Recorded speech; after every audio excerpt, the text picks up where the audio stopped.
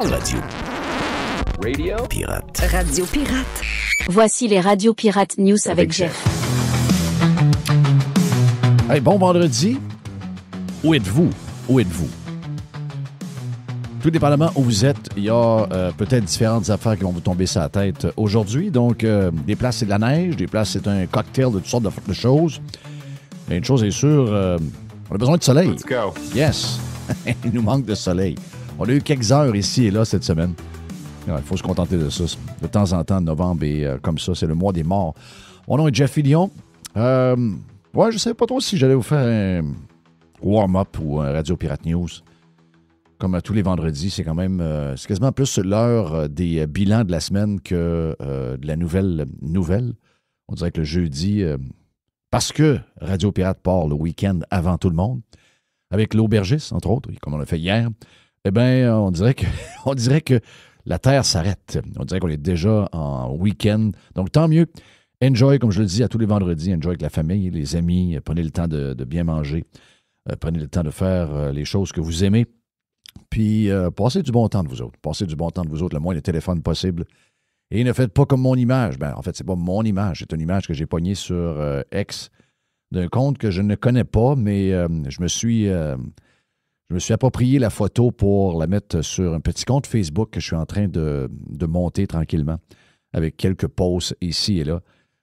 C'est pas un post de radio, c'est pas un compte de Radio Pirate, c'est un compte pour moi. Donc, Jeff Fillion News sur Facebook. Je suis pas très Facebook, donc c'est un univers que je découvre après toutes ces années, finalement. J'étais plus X, je dois le dire. Pas très Facebook. Mais je vois qu'il y a une clientèle sur Facebook qui est très différente de X et je pense que cette clientèle-là a soif d'avoir Radio Pirate, a soif d'avoir nos commentaires. Donc, en plus de la page de Radio Pirate, on a cette page-là où je mets des petites affaires de temps en temps. Puis j'ai mis la photo que j'ai trouvée sur X qui a été prise par quelqu'un qui prenait probablement une marche. Et le pire, c'est qu'on a déjà parlé de ça ici souvent, entre autres avec Stéphane Bruyère qui prend des marches le soir puis qui regarde dans les tours à condos autour de lui. Les télévisions sont ouvertes à la même place. Les télévisions sont à la même place. Désolé pour RDI.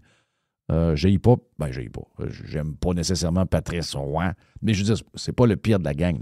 Les pires sont vraiment chez Québécois. Les pires, c'est...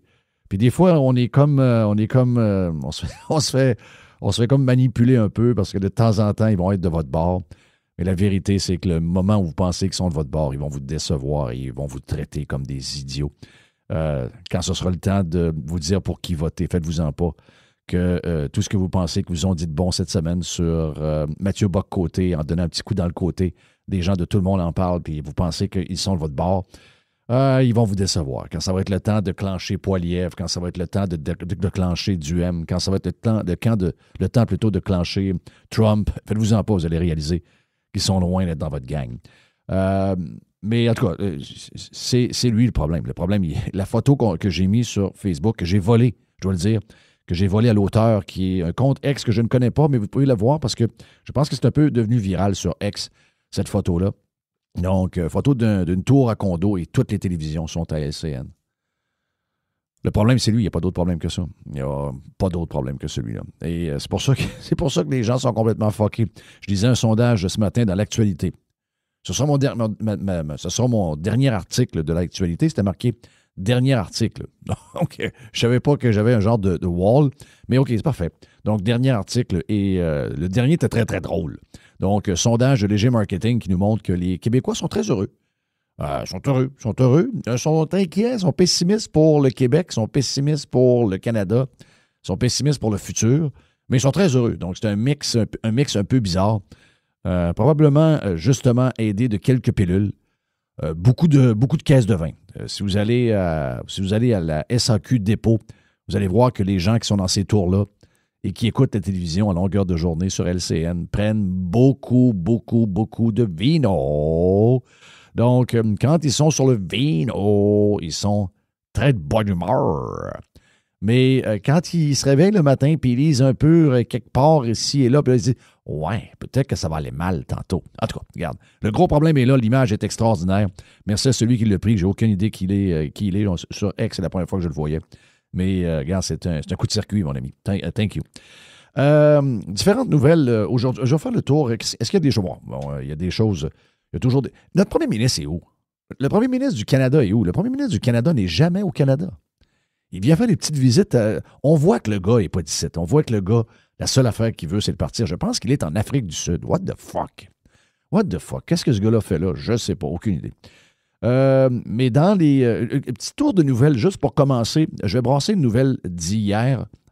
Nouvelle d'hier sur la première page du journal.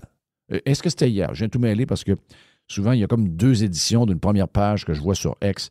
Mais le journal en tant que tel, je n'ai pas touché un journal papier depuis au moins 4-5 ans, donc j'ai aucune idée de ce qui se passe avec le, entre guillemets, le vrai journal papier. S'il existe encore, on me dit, Gilles Parent m'a dit cette semaine que dans un journal que lui reçoit, OK, les 21 premières pages, aucune annonce, sauf des annonces internes, soit de TVA ou de Québécois, ou encore de Vidéotron pour le câble, les patents de même. Incroyable. Donc, c'est mort. Je n'ai pas d'idée qu'est-ce qui se passe avec le journal, mais je sais de temps en temps qu'il y a des premières pages qui changent dans la journée. Et je ne sais pas si la nouvelle était d'hier matin ou hier en fin de journée. Je ne sais pas. Mais les producteurs de patates se plaignent que les Américains boudent. Et c'est le titre. C'est le titre. Les Américains boudent nos légumes. Donc là, on voit un producteur de patates. Je veux saluer tous ces gens-là qui travaillent très fort. On vous adore. On a énormément de respect pour vous. Mais that's the way it is. Bon, premièrement, le titre n'a rien à... Et les gens doivent comprendre. Ouais, mais Jeff, j'ai fait deux posts. J'ai fait un post sur Facebook et un post sur X sur le sujet. Les deux sont différents. Et le post sur Facebook, je dis, bon, le titre n'a rien à voir parce que quelqu'un qui m'envoie ça, qui est un maraîcher, c'est ça qu'on dit, oui. Il me dit, ouais, il y a beaucoup de bullshit là-dedans. Je n'étais pas au courant ben, donc je me dis, OK, j'essaie de le moins cliquer possible. J'essaie de donner le moins de sous possible. Mais là, la personne m'écrit me dire qu'il y a beaucoup de bullshit là-dedans. Check ça. OK, parfait, je vais voir. Effectivement, le titre et l'article, il n'y a rien qui concorde. Mais ça, c'est pas la première fois. C'est pas le journaliste. On va le défendre. J'aime pas les journalistes, les enfants de chienne. Mais c'est pas eux qui décident des titres. Et le titre n'a rien à voir avec l'article. Les Américains ne boudent pas. Mais savez-vous quoi? Ce serait possible qu'ils boudent. Ce serait possible qu'ils boudent. Moi, au début, non. Mais maintenant, je parle avec des gens qui sont dans des PME québécoises, qui font de l'exportation aux États-Unis et que la personne avec qui ils sont en affaires depuis des années, avec qui ils ont de très bonnes relations, déjà même vu régulièrement. Oh, ben regarde, je m'en vais telle place jouer au golf pour tel congrès, on se voit là, etc.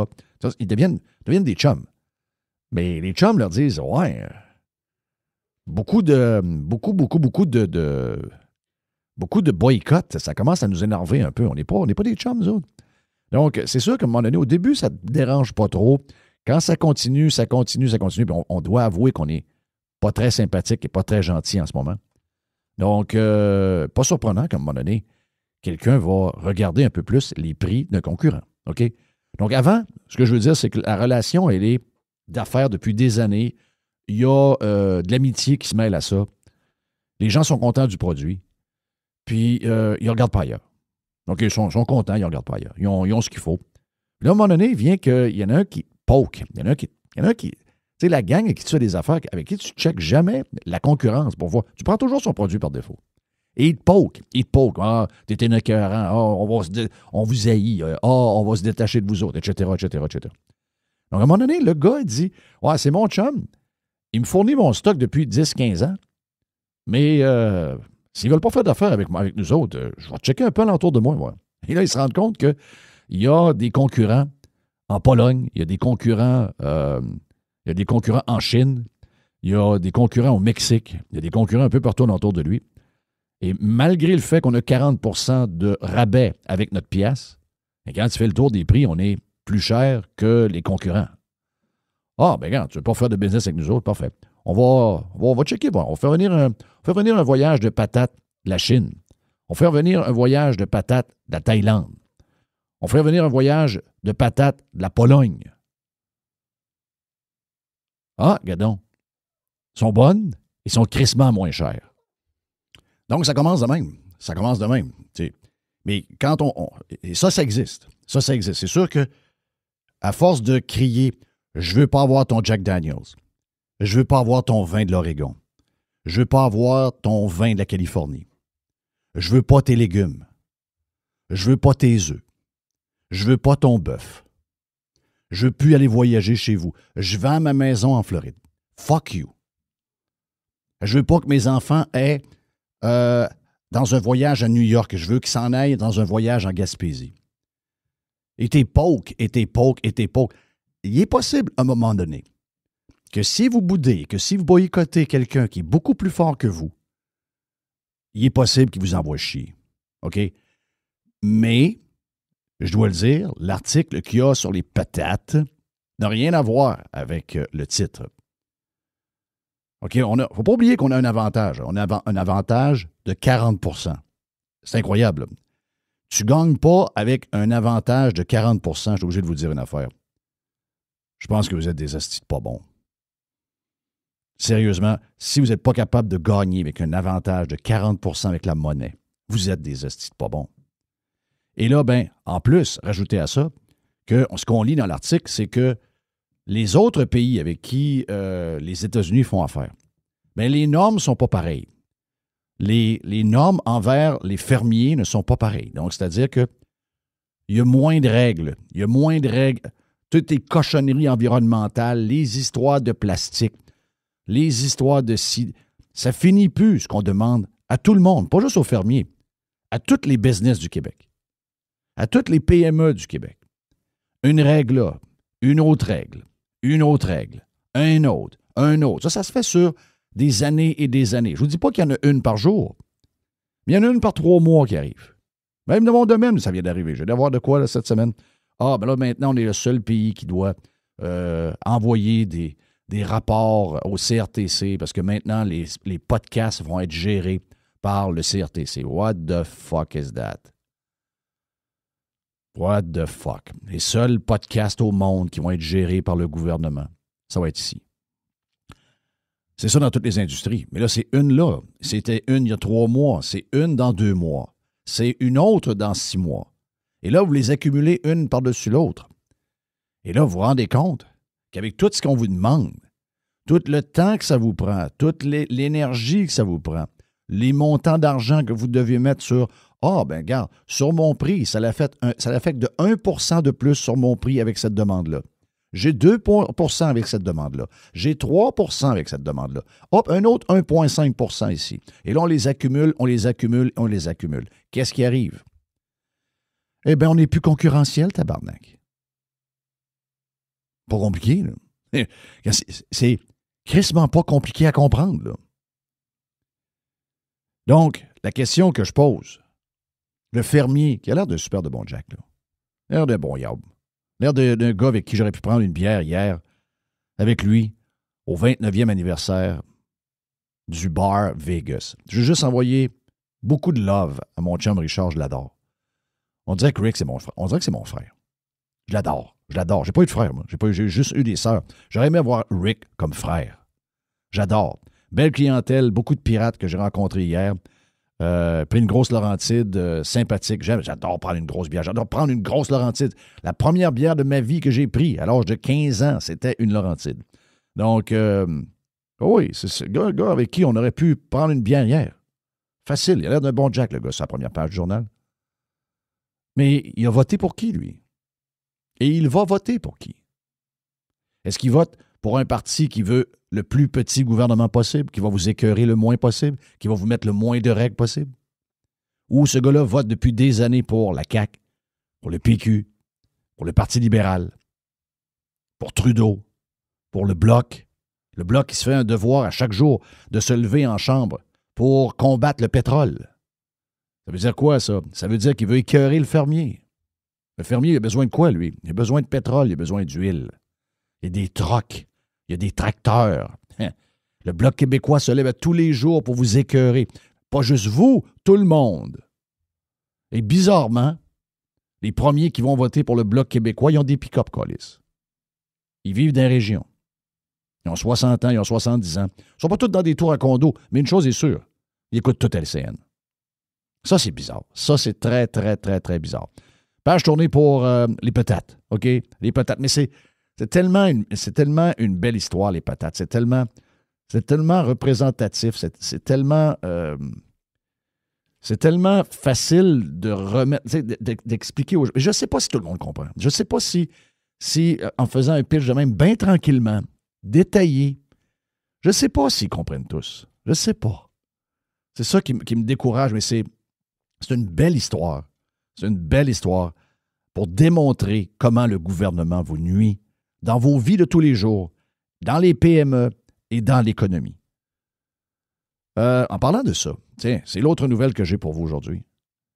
Celle de Hydro-Québec. Bon, je ne vous mettrai pas là très longtemps, mais Gérald Filion sur Radio-Canada, c'est une vidéo que j'ai vue sur X. Gérald Filion de Radio-Canada interroge la nouvelle boss. Parce que chez Hydro-Québec, les boss, c'est quasiment aux 6 mois. C'est quasiment un changement de boss aux 6 mois. Puis ces gens-là, après ça, mettent tout le monde dehors. Ils amènent le gang. Ils payent des grosses primes. Ils payent des primes de départ. Ils payent des primes pour quelqu'un qui est à l'extérieur pour qu'ils s'en viennent, pour les motiver. Ces gens-là vous ridiculisent. Pas pour rien que le coût de l'énergie va exploser au cours des prochaines années. Est-ce que vous vous souvenez de l'histoire des compteurs intelligents? L'histoire des compteurs intelligents. Oui, il y avait beaucoup d'histoires sur les nouveaux compteurs intelligents, contrairement aux anciens compteurs, ils émettent de quoi. Donc, on avait toutes nos casques de foil quand on les installés. Mais la vraie histoire là-dedans, c'était, puis moi, j'étais contre ces histoires de changement qui ont coûté si cher. Je me disais, pourquoi ils ont besoin de changer quelque chose qui marche? Pourquoi ils ont besoin d'avoir une technologie qui coûte beaucoup plus cher? Payée par nous autres, en passant. Payée par vous. Pensez pas que c'est Hydro-Québec qui a acheté les compteurs. Vous avez payé les compteurs. Dans les augmentations d'électricité, les compteurs ont été prévus. Ils sont prévus sur un nombre d'années. Le paiement se fait sur un nombre d'années. C'est dans votre prix de l'électricité que vous payez. Mais le pire là-dedans, c'était le contrôle à distance. Qu'est-ce que ces compteurs intelligents-là vont vous donner comme... quel genre de menottes ils vont vous mettre? Quel pouvoir ils vont donner au gouvernement? Quel pouvoir ils vont donner à Hydro-Québec? Eh bien, elle a commencé à le dire. La madame a commencé à le dire. Elle l'a dit dans une entrevue d'à peu près 10 minutes hier où elle parlait de la fiabilité du réseau. Elle nous fait croire que le réseau est solide et que tout le monde est prêt pour l'hiver qui s'en vient. Grosse marde. Grosse marde. Tout le monde sait que le réseau de Hydro-Québec est une joke. Maintenant, quand c'est pas la neige trop lourde, c'est qu'il y a trop de feuilles. Les feuilles sont plus grosses, les feuilles sont plus lourdes, les feuilles ont de la neige, les feuilles... Il n'y a rien qui marche. OK? Il n'y a rien qui marche. Safe 0-0. Si vous avez le moyen, je ne vous dis pas que c'est donné, il y en a des portatives que vous partez par vous-même qui peuvent faire la job. Mais si vous avez le moyen, pensez à mettre un backup d'énergie avec une génératrice. Si vous êtes capable d'y aller avec les plus grosses, 20, 22, 24 kilowatts pour vous donner à peu près toute l'énergie que vous avez besoin. Vous en aurez de plus en plus besoin dans les années qui s'en viennent. Hydro-Québec sera de moins en moins fiable. Vous avez vu la pente descendante depuis 4-5 ans? Eh bien, rajoutez au réseau tout croche. Rajoutez aux barrages qui ne sont pas entretenus, où il y a des arbres qui poussent en plein milieu du barrage. Des turbines qui fonctionnent peut-être à 60% de leur capacité parce qu'elles sont trop vieilles. Puis surtout, le défocus de l'hydroélectricité vers l'éolien avec les palmes chinoises qui sont transportées sur nos autoroutes depuis quelques semaines, qu'on croise trop souvent.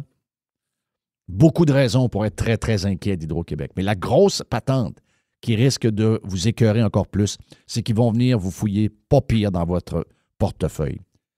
Et là, le premier warning qu'ils viennent de faire, c'est pour les gens qui ont des grosses maisons. Toujours attaqué. Le gars, vous avez une maison, okay? Vous avez un bon salaire, vous avez acheté une maison, vous voulez faire... c'est votre maison. Ils vont vous écœurer avec vos taxes municipales. Ils vous ont déjà écœuré avec la taxe de bienvenue. Ils vont vous écœurer avec les taxes scolaires. Ils vont vous écœurer avec plein d'affaires. Ils vont vous punir parce que vous avez été à l'école, parce que vous avez pris des risques, parce que vous avez travaillé fort. Ils veulent vous punir jusqu'à votre dernier souffle. OK. Vous pensez que vous êtes chez vous. Vous n'êtes pas chez vous pantoute. Vous êtes loin d'être chez vous. Vous êtes chez eux. Vous êtes chez eux. Vous n'êtes pas chez vous. L'histoire du droit de la propriété. Regarde, mettez un gros finger à travers ça. Une joke. Mais rajoutez à ça Hydro-Québec. Hydro-Québec va... Si vous avez le moyen, allez chez Filtre Plus. OK? Callez Filtre Plus maintenant. Callez Filtre Plus maintenant. Profitez de la promotion qu'il y a en ce moment. Ayez des thermopompes. Profitez des subventions que Hydro-Québec va vous donner pendant qu'il y en a. Il y en a en ce moment. Faites le switch au plus crisse. Appelez Filtre Plus, ça presse. Parce que ça va coûter cher. Là, ils viennent de le dire. Ouais, on va avoir après un nombre de kilowatts, on va charger plus cher. Donc, les grands utilisateurs. OK, c'est qui les grands utilisateurs? Est-ce que je peux voir la grosseur de la maison? Est-ce que je peux voir qu'est-ce qu'ils ont dans leur maison? Est-ce que je peux voir vraiment c'est quoi le nombre de kilowatts en question? Vous allez faire un saut, là. Parce que vous êtes peut-être dans un appartement qui n'est pas très isolé, dans une vieille bâtisse, dans le coin de Sherbrooke à Montréal, puis ça coûte un bras et une jambe chauffée parce que tout passe à travers. Ça se peut que vous, avec votre 4,5, votre 5,5, vous allez l'air à des pachas à leurs yeux parce que vous utilisez beaucoup de courant pendant l'hiver. Peut-être que vous allez être pénalisé par ça. Ce que je veux vous dire, c'est que les compteurs intelligents, ça commence. C'est quoi après ça? Vous savez c'est quoi? Vous savez ce qu'ils ont en tête. Fitzgibbon l'a échappé il y a quelques années. Il a échappé. Il est obligé de reculer. Mais vous savez qu'ils vont aller là. Vous savez qu'ils vont bientôt vous charger plus cher si vous prenez un bain à 7 heures le soir. Vous savez que si vous partez du séchage, vous partez une brassée, vous faites sécher à 6h30, 7 heures le soir, alors que vous venez d'arriver de travailler, que les enfants font les devoirs, que vous êtes dans le jus, ils vont vous pousser à faire ça de nuit. Ils vont vous charger plus cher pour le faire en soirée. Ils vont vous charger plus cher sur les heures de pointe. Ils vont vous charger plus cher quand vous allez passer de 19, 20 degrés à un confortable 22 degrés pendant l'hiver dans votre maison. Ils vont vouloir que vous ayez constamment des pantoufles en Fentex puis que vous gardiez votre manteau dans votre propre maison. C'est là où ils nous amènent. Les salauds ont installé les compteurs intelligents pour eux autres. Il n'y avait pas de briques. Il n'y avait aucun avantage à nous autres d'avoir ces saloperies-là. Et là, on va commencer à savoir pourquoi exactement ils nous ont installé ça. Vous allez voir que Hydro-Québec vont vous passer dans le tordeur, pas à peu près. Beaucoup de choses aujourd'hui dans les podcasts. Déjà, vous en avez déposé si vous êtes membre Prime de Radio Pirate. Carlos the Punisher est absent cette semaine, s'occupe de ses parents. Il était à la game hier des Panthers. Les Panthers ont gagné 1-0. Canadiens en passant, là, posez-vous la question, OK? Je sais qu'il y a un problème dans le net. Je sais que les deux goalers ne sont pas là pantoute. Un a un problème de confiance, l'autre braille. Tu sais, je veux dire, c'est probablement pas tant mécanique et technique, plus une patente de confiance. On le voit par le genre de but qui a été donné hier. Ovi, 3 buts. Wow! Wow! Le gros Ovi, le vieux Ovi. My God! Mais posez-vous la question. Oubliez goaler. Est-ce que ce qu'on voit actuellement du Canadien, c'est plus le Canadien qu'on devrait avoir que le Canadien qu'on a vu en début de saison où c'était peut-être un peu too much? Je pense qu'on saute des étapes. C'est normal. Équipe de jeunes, pas une équipe complète non plus. Faites le tour. Il manque de profondeur là-dedans. Là. Il manque de stock. Donc, Canadien, on est dans une mauvaise passe. Savez-vous quoi? Ils vont partir sur une passe gagnante encore. Et ils vont avoir un peu plus tard une autre passe comme celle-là. Donc, ça fait partie du développement des équipes plus jeunes. Il n'y a absolument rien d'anormal. Est-ce que le Canadien devrait aller chercher un goaler? Ben, regarde, votre réponse est aussi bonne que la mienne. Mais là, en ce moment, j'ai comme l'impression que Fowler va monter plus vite qu'il était prévu. J'ai l'impression qu'on va devoir monter le kid pas mal plus vite que prévu. Anyway, donc Carlos était là hier à la game avec c'était les Panthers contre New Jersey. Les Panthers ont gagné 1-0. Panthers qui n'a plus de club. Énormément de blessés, plus de club, pas grave. Beaucoup de profondeur, font la job, gagnent 1-0 hier. Carlos the Punisher de retour la semaine prochaine. Mais aujourd'hui, on a Alex, le pirate geek, avec qui on parle de AI. On parle de AI avec Alex, extraordinaire. On a Jerry avec qui on fait... Est-ce qu'on fait une boîte avec Jerry aujourd'hui? Je ne sais pas. Je vais voir sur le line-up. Je ne vois pas de boîte avec Jerry aujourd'hui. On a un lab, méga lab. Donc, un lab de 1 heure, plein d'audio, le fun, proposé par notre chum Mr. White, qui travaille fort là-dessus pour nous présenter des choses qu'on ne trouve pas nulle part. Donc, on fait le tour avec lui. Est-ce que j'ai oublié des affaires? Est-ce que j'ai oublié des choses? Ah oui, on a Jay the Pilot aussi. On a Jay the Pilot qui nous fait un tour cette semaine. Jay the Pilot dans un genre de freestyle. Jay, c'est un naturel. Et lundi, en passant, juste vous annoncer à l'avance, on a fait le podcast. On a fait ça mercredi après-midi avec Dom Gauthier, mon chum Dom, qui a un livre, un nouveau livre. Donc, Dom, podcast déposé lundi pour les gens qui aiment bien Dom, notre coach olympique, notre athlète olympique, un gars comme notre chum Dom. Donc, jasez avec lui, qui est conférencier maintenant en plus. Si vous avez besoin de lui pour des conférences, vous avez une entreprise, puis vous cherchez des conférenciers, notre chum Dom fait des conférences sur... Et j'aime la patente qui parle. Il parle de chaos, il parle de l'excellence dans le chaos, il parle de... Et c'est souvent là que ça se passe. Hein. C'est quand ça va mal qu'on bâtit le succès, finalement, qu'on bâtit l'avenir. Donc, bonne discussion avec notre chum Dom. Ça sera déposé lundi. Autre affaire, avant d'aller aux autres podcasts, juste vous dire, on a parti un channel cette semaine sur Facebook. On a déjà 2000 dépassés de gens qui sont dans le channel. Je mets des photos, je mets des patentes, je mets des podcasts. C'est un genre de channel Facebook. Donc, vous allez dans Messenger. OK, vous allez dans Messenger, vous allez dans l'outil de recherche et vous faites Radio Pirate. Vous allez voir le logo bleu, vous embarquez, parce que plein de gens me disent « Hey, j'ai eu une notification, la notification est comme partie, j'ai pas pu y aller. » C'est très simple. Sur Messenger, allez dans l'outil de recherche, faites Radio Pirate, vous allez voir Radio Pirate Channel et vous embarquez là-dedans. Puis c'est ça, on vous met des podcasts, on vous met des... Il va y avoir un peu de stock, probablement, juste pour les gens qui sont dans ce... C'est parce qu'on sauve de l'algorithme. On sauve de l'algorithme de Facebook et des médias sociaux qui sont de la méchante marde. Donc, on peut vous mettre plein d'affaires. Et, tu sais, c'est pas nécessairement un channel de discussion. C'est juste nous qui vous envoie du stock.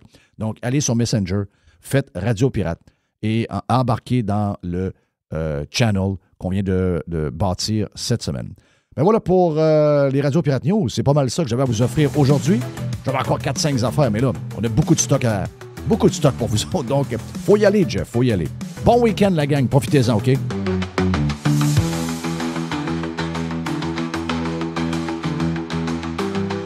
Come on, boys! Pirate. Radiopirate.com.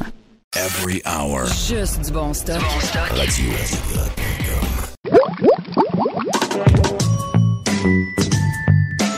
Le labo de Mr. White. Oh oh! Oh oh oh oh! Labo de Mr. White. Dernière journée que ce micro-là, en passant, tu peux tomber un autre micro demain. Oui. Yes. Ça a failli arriver Ben, en cette fait, semaine. la semaine prochaine. Ouais. Ça a failli arriver, problème de fil. Donc, Un problème de fil. Mais M. Amazon s'en vient dans les prochaines minutes livrer ça, d'ailleurs. Yes. On commence. Qui c'est qui veut débarquer? C'est moi. Non, c'est Tiger. C'est Tiger. Tiger. Donc, vas-y, explique le premier bout pendant que je m'occupe de Tiger. Ils ont annoncé cette semaine la fin pour les Tesla en 2026. Donc, il va y avoir la fin du... tu en as parlé. La radio FM dans les Tesla. Oui, la fin du FM. C'est-à-dire que quand vous allez arriver dans votre Tesla, vous allez ouvrir le module le module de son, ou non, comment on appelle ça, de multi... Info, entertainment qu'on a dans l'auto. Quand vous allez ouvrir... Le gros iPad qu'on a dans la face. Quand vous allez ouvrir votre petit écran, là, il n'y aura plus de FM là-dessus. Oui, mais il y a plus que ça, là. De ce que je comprends, là, cet article-là que tu peux faire référence, c'est effectivement ça. Mais c'est que GM, si je me fie à ce que Éric Boyko a raconté, Éric Boyko, c'est un allumé, là. Donc, le gars Stingray, gars de Montréal. Je l'ai vu finalement, l'entrevue avec Gérard. Il est spécial, Éric. Hein? Oui, mais je l'ai aimé. Ah, ben oui. Tu sens que ça tourne dans sa tête. Là. Ça tourne en crise dans sa tête. Tu sens qu'il voit plus loin que Oh, et lui, il est tout là. Lui, il est tout là. Mais ce que je veux dire, c'est que GM et Ford sont... Tu as remarqué que les plus reculés dans ce domaine-là, c'est les Allemands. Les Allemands, là, sont des années en retard sur toute l'histoire de ce que tu viens d'appeler là, l'entertainment dans les voitures. C'est ça. Les plus vite, je te dirais que les Japonais sont avant-derniers. Les plus vite, c'est les Américains et les Sud-Coréens. Les Sud-Coréens ont tout compris, eux autres, depuis longtemps. GM et également Ford, et rajoute à ça Toyota. Donc, Toyota, c'est la version américaine de Toyota qui allume plus vite que même les Japonais. T'as vu le gars de Toyota avec sa calotte MAGA, son chandail de Trump? C'est pas de Toyota. Au début, je me suis dit, encore là, ça doit être de l'AI. Non, on peut vérifier. Tu l'as vu, Jerry? Il y a beaucoup de vidéos là-dessus. Lui, il a compris. Là. Lui, il a compris. Donc, eux autres, ils vont mettre dehors le Apple CarPlay et le Android CarPlay. Exact. Donc, eux autres, ils vont créer leur propre environnement. Ça inclut XM Sirius. Mhm. Ça inclut les bebelles de eux autres. Mais eux autres, ils veulent qu'on soit dans leur environnement. Vous allez être capable de rentrer votre Apple CarPlay. Là. Vous allez mettre une genre de clé USB que vous pouvez trouver sur Amazon très facilement. Vous allez pouvoir l'avoir. Là. Sauf que eux autres, ils veulent bâtir leur propre univers. Ils veulent pas que, finalement, tu rentres dans le char et tu as l'impression d'être dans un char de Apple. Tu sais, à un moment donné, quand Apple voulait faire leur char, tu te rappelles de ça? Ça a duré pendant quasiment 7-8 ans. Exact. Des prototypes, des ci, des ça, tu sais, Oui. à un moment donné. Ben, le but, ça n'a c'était jamais ça. abouti, là. Puis là, à un moment donné, il y a quelqu'un chez Apple qui a dit « Pourquoi on ferait des chars? On va être dans les chars. » On va être dans, c'est ça, on va être dans Ouais. le char. Puis là, à un moment donné, les gars de GM puis de Ford, ils ont dit « Ah, ben oui, c'est une bonne idée. Le monde ont tous des téléphones. » Là, ils se sont dit « Hey, ces sacrements-là sont en train de nous fourrer. Ils n'ont pas besoin de faire de chars. » Puis finalement, nos chars, ben oui, on roule, mais on rentre dans le char, puis on a l'impression d'être dans le char de Apple. Donc, il dit, one minute. Donc, est-ce que le pari est faisable? Je ne sais pas. Pour nous autres, c'est peut-être quelque chose de weird, parce que là, on aime ça, Apple CarPlay, on aime ça également, le Android CarPlay, on rentre, le téléphone est dans l'écran. Donc, les autres, ils disent, attends un peu, non, on est en train de se faire enculer par Apple, on est en train de se faire enculer par Google. On va créer notre propre système à nous autres. C'est sûr que XM Sirius est déjà là. TuneIn Radio, comme disait Éric Boyko, je comprends très bien son point. C'est l'avenir. Éric Boyko qui a acheté TuneIn. Là, Eux autres, ils disent Spotify, on est plus ou moins Spotify. Moi, je pense que Spotify fait partie de la solution aussi. Ouais. Mais il y a des affaires. Tu sais, on ne sait pas ce qu'on va être dans 5 ans. Ben, c'est parce qu'il y a tout l'aspect pub là-dedans aussi. Là. Oui. C'est qu'eux, ils veulent un peu, je te dirais, pas contrôler. Ben oui, ils veulent. Tu sais, parce que l'affaire du FM aussi, là. Eux autres, possiblement qu'ils ont calculé, ils disent ouais, mais quand tu rentres dans le char, puis que tu pognes un FM Tu sors de l'environnement. Tu sors de l'environnement, puis la pub que tu écoutes, c'est quoi? Ben, c'est la pub du FM. Ben oui, ça fait qu'eux autres, ils n'aiment pas ça. Exact. Donc, lui, Boyko, ce qu'il dit, c'est si je fais une entente, comme il a fait une entente avec GM, il a fait une entente avec Toyota, il a fait une entente avec Ford. Quand vous allez avoir TuneIn Radio, vous allez peser dessus, vous allez avoir vos préférés. Vous allez avoir Radio Pirate qui est là. Radio Pirate est sur TuneIn Radio. Oui, monsieur. Vous allez peser dessus. Quand vous pesez pour écouter la version gratis de Radio Pirate sur TuneIn Radio, nous autres, on se fait fourrer un peu dedans. Parce que les 3 spots, avant que ça commence à jouer, c'est des annonces de TuneIn Radio. C'est ça que Boyko et Stingray ont acheté. Et là, pour être automatiquement quand vous allez ouvrir le GM, le TuneIn Radio va apparaître tout de suite. Ben, eux autres, ils vont séparer les revenus avec GM. Tu comprends? Oui. Moi, j'ai pas une scène. Mais moi, je vais avoir une scène pendant que ça va jouer. Que les premiers, au début, je me dis, ben, regarde, pour être sur TuneIn Radio, ça me coûte 2-3 annonces que GM et Stingray puis Boyko vont se séparer. Pour moi, c'est un bon deal. Si les gens écoutent pendant 1h30 pendant qu'ils sont dans le char, je suis capable de dealer avec ça, tu comprends? Je suis capable de dealer parce que le reste, je vais faire mes revenus. Mais avec le FM, quand tu payes le FM, GM fait aucune scène. Donc, eux autres, ils ont quoi là, comme intérêt d'avoir des patentes? Puis en plus, tu sais, pense à ça aujourd'hui. D'abord, est où la station? Faut que tu aies sur une fréquence, puis tu marques, mettons, 95,5. Oui. On n'est plus là. Ils ne comprennent pas ça. Là. Ben, nos enfants ne comprennent pas ça. Les gens de 35 ans ne comprennent pas ça. C'est quoi cette patente-là?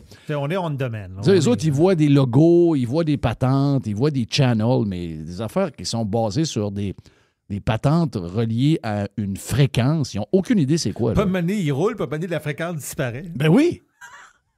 Ça, c'est plus 2025. Ben, tu ris. L'autre fois, j'ai loué un char et j'ai fait ça. Je suis parti de chez nous. J'écoutais The Gators, puis là, je m'en allais vers Orlando. Puis là, à un moment donné, la station Grish. Hein, ça m'était pas arrivé depuis des années. C'est quoi ça? Faut que je trouve une autre station. Voyons, what the fuck? Ils m'ont dit de quoi? On n'est plus là. C'est-à-dire, il ne faut plus que ça arrive. Ça, tu peux plus vivre avec ça. Là. Non. Puis, en plus, la radio FM ne peut plus avoir à vendre de la pub comme elle vend aujourd'hui. Il faut qu'elle soit sur des ad servers. Sinon, on va mourir. La publicité est sur les ad servers. C'est là que ça se passe. Les milliards sont là. Donc, tu n'as pas le choix. Ça fait qu'on est-tu rendu à première cote? On est rendu à première cote. Mais non, mais c'était important de c'était très important de l'expliquer ce qui se passe. C'est très important parce qu'il y a une forme de révolution là-dedans aussi que On savait qu'elle allait venir parce que c'est arrivé dans d'autres pays plus rapidement. Là. Oui. Mais là, nous autres, c'est arrivé, ça va arriver bientôt. Puis un matin, ils en ont parlé à Masbourian. OK. Avec McSween. Oui. Puis, McSween. on écoutait ça. McSween, des fois, c'est pas clair. Hein? C'est moi qui rêve. C'est Jerry qui peut en parler de McSween. Moi, des fois, c'est pas un domaine dans lequel je suis expert comme lui, mais je comprends assez l'économie, puis je me dis, mais à qui il s'adresse? Ouais, c'est souvent ça. Est-ce que tu poses cette question-là des fois? Il se pose tout le temps cette question-là. Ben, des fois, je vais te le dire, là, je vais être très, très clair. Des fois, c'est très bon, puis le lendemain, c'est à peine écoutable. Mais en même temps...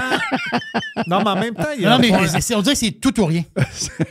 C'est comme, je comprends. c'est comme la roulette. Tu paries Moi, sur rouge, je parie sur noir. Moi, je tourne la parle roulette. souvent des affaires pas écoutables. Parce que la face, c'est que des fois, quand il est trop pointilleux sur des régimes enregistrés d'épargne-études, puis de vendre ta maison, puis d'aller chercher... À un moment donné, ça veut dire il n'y a pas de couleur là-dedans. Là. Ouais, c'est trop... Et l'animateur comprend fucking rien de ce qu'il vient de parler. Mais il dit pas. Non, il dit rien de ça. Il dit pas. Non, mais il demande, il dit, est-ce que c'est terminé? Oui.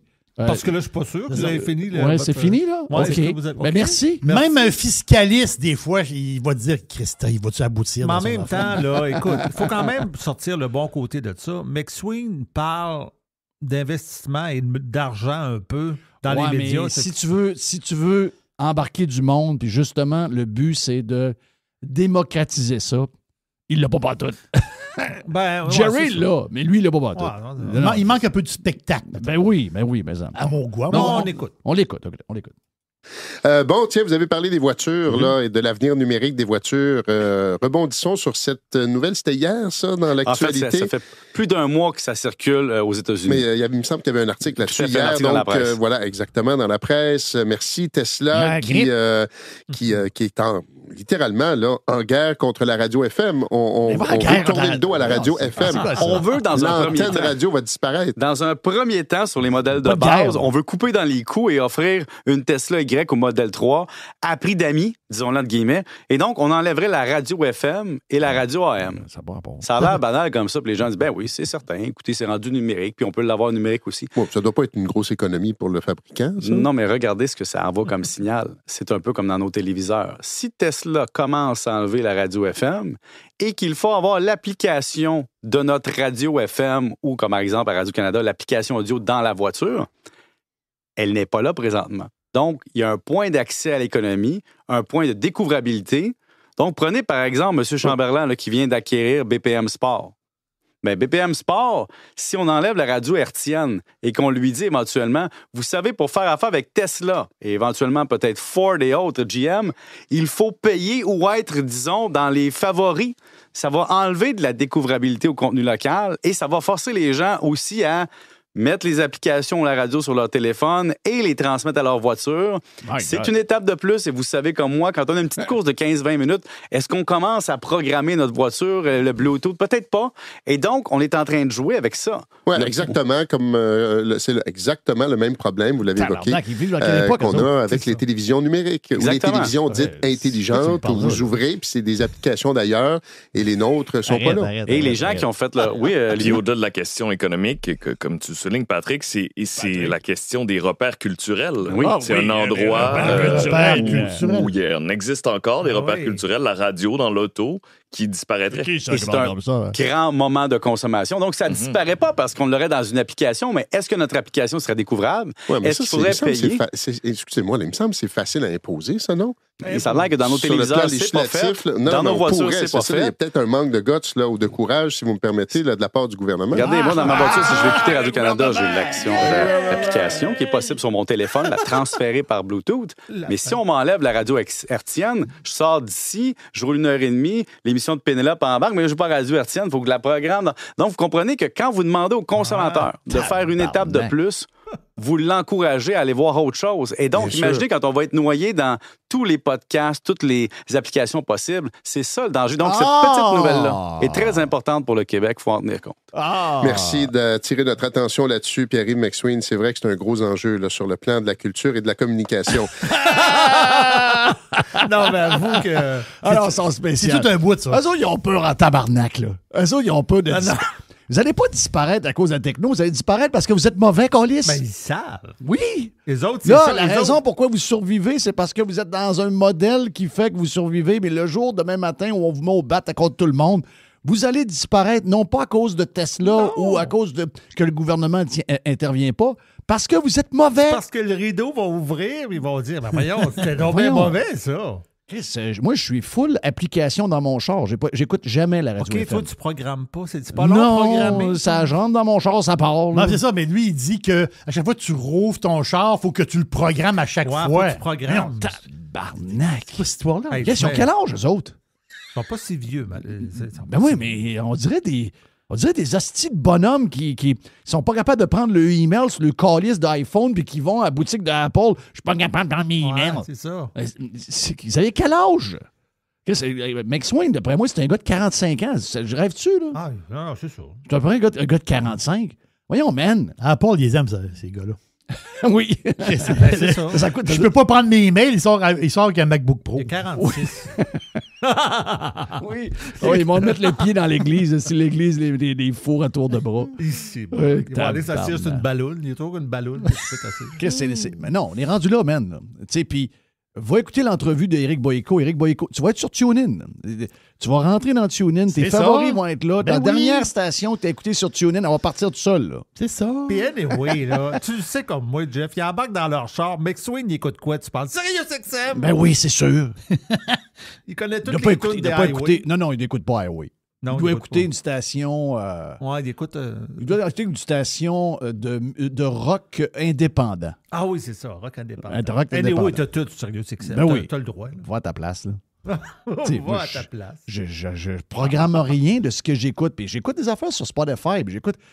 Tu sais, quand j'écoute mon Spotify dans mon char, il me met ce que j'écoutais la dernière fois. Là. Mais toi, Pénélope, non? Non, ben moi, Pénélope, moins j'ai de Pénélope, mieux je file. OK. C'est parce que Masbourian, il a peur de la peine. Pénélope, la dernière fois que j'ai vu une vidéo d'elle récemment, d'une semaine, elle était sur le maquillage puis la coiffeuse de Chantal Hébert. OK. Ouais, Chantal, ouais, c'est ça.